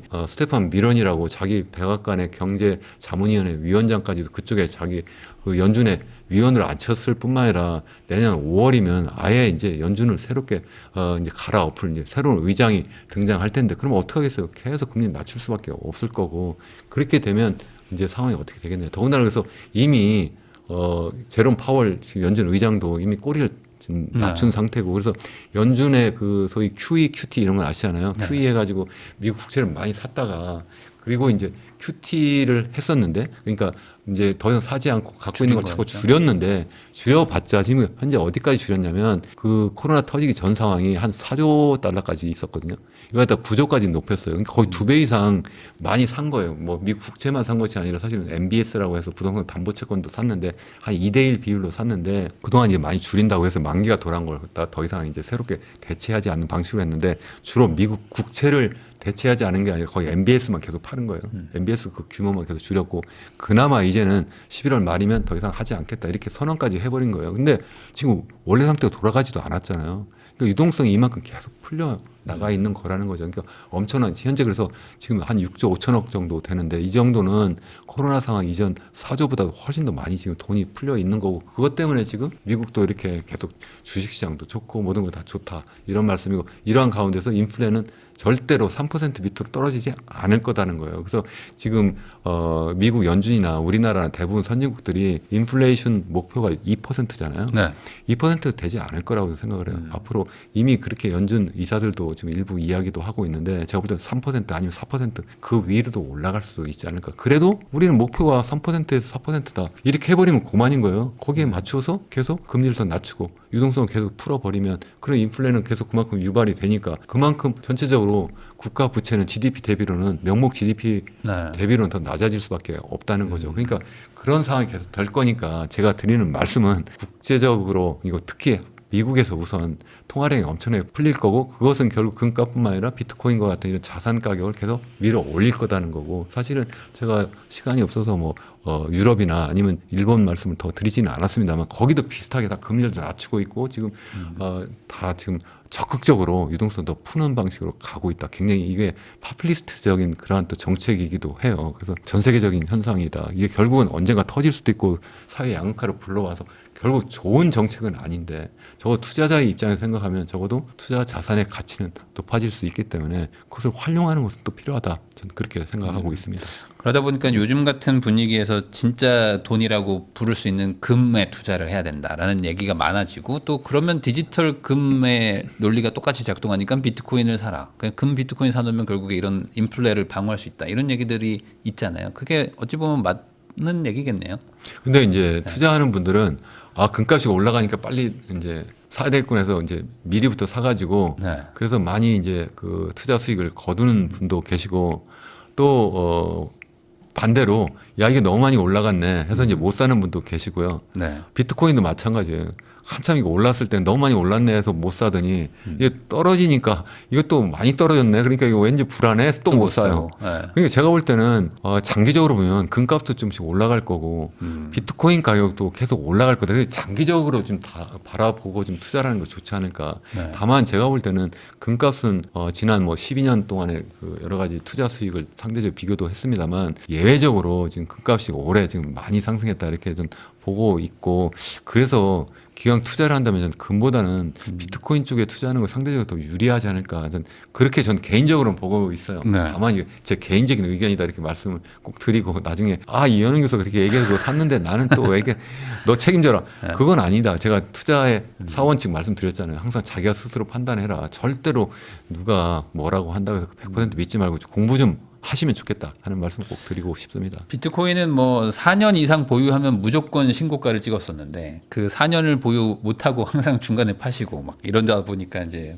번 사람이 생각보다 많지 않기도 하더라고요. 근데 말씀하신 것처럼 이제 초장기로 보면은 이런 흐름으로 갈 수밖에 없는 것이고 그러면 최소한 중장기 투자로만 생각해도 훨씬 안전한 길이다. 뭐 잠깐 단기적으로 뭐 다른 게 올라갈 수도 있지만 결국 돌고 돌아서 이쪽으로 돈이 오는 거 아닐까요? 그래서 저는 투자를 할 때 비트코인 같은 거 뭐 다른 것도 마찬가지지만 적립식으로 하는 게 좋겠다 이렇게 생각을 해요. 쉽지는 않아요. 네. 그렇지만 어쨌든 매달 내가 지금 500만 원 수입이면 네. 뭐 예를 들어 50만 원 이렇게 10%는 그냥 적금 드는 것처럼 네. 계속 사놓으면 좋겠다는 게 한 가지고 두 번째는 이거 올라갈 때가 아니라 떨어질 때 그때 좀 더 많이 산다. 그렇죠. 이런 전략을 써야 되는데 꼭 반대로 하죠. 올라갈 때 올라갈 때 많이 막 사고 떨어질 때 빨리 팔아버려가지고. 적립식도 보면 올라갈 때는 적립식 잘 하시다가 빠지기 시작하면 적립식 또 안 하세요. 그러면 안 되는데. 그러니까요. 계속 그냥 자동이체 되도록 이렇게 해야 되지 않을까 싶습니다. 그냥 교수님 말씀대로 할 거면 한 4년은 그냥 계속한다. 뭐 이런 생각으로 해야지만 사실 어떤 유의미하게 작동하는 것도 있을 것 같기도 합니다. 네. 어쨌든 이런 내용들을 잘 고려하셔가지고 뭐 자산의 일부라도 이런 걸 좀 포트폴리오 다변화 목적으로 태워놓는 것도 나쁘지 않다는 생각도 좀 드네요. 지금까지 이현훈 교수님 모시고 최근 한국 경제 상황부터 뭐 다양한 투자 이야기까지 이야기 나눠봤는데요. 이런 내용들 잘 고려하셔서 본인의 포트폴리오에 잘 반영하시기를 바라면서 저도 교수님하고 인사 나누도록 하겠습니다. 오늘 나와주셔서 감사드립니다. 네, 감사합니다.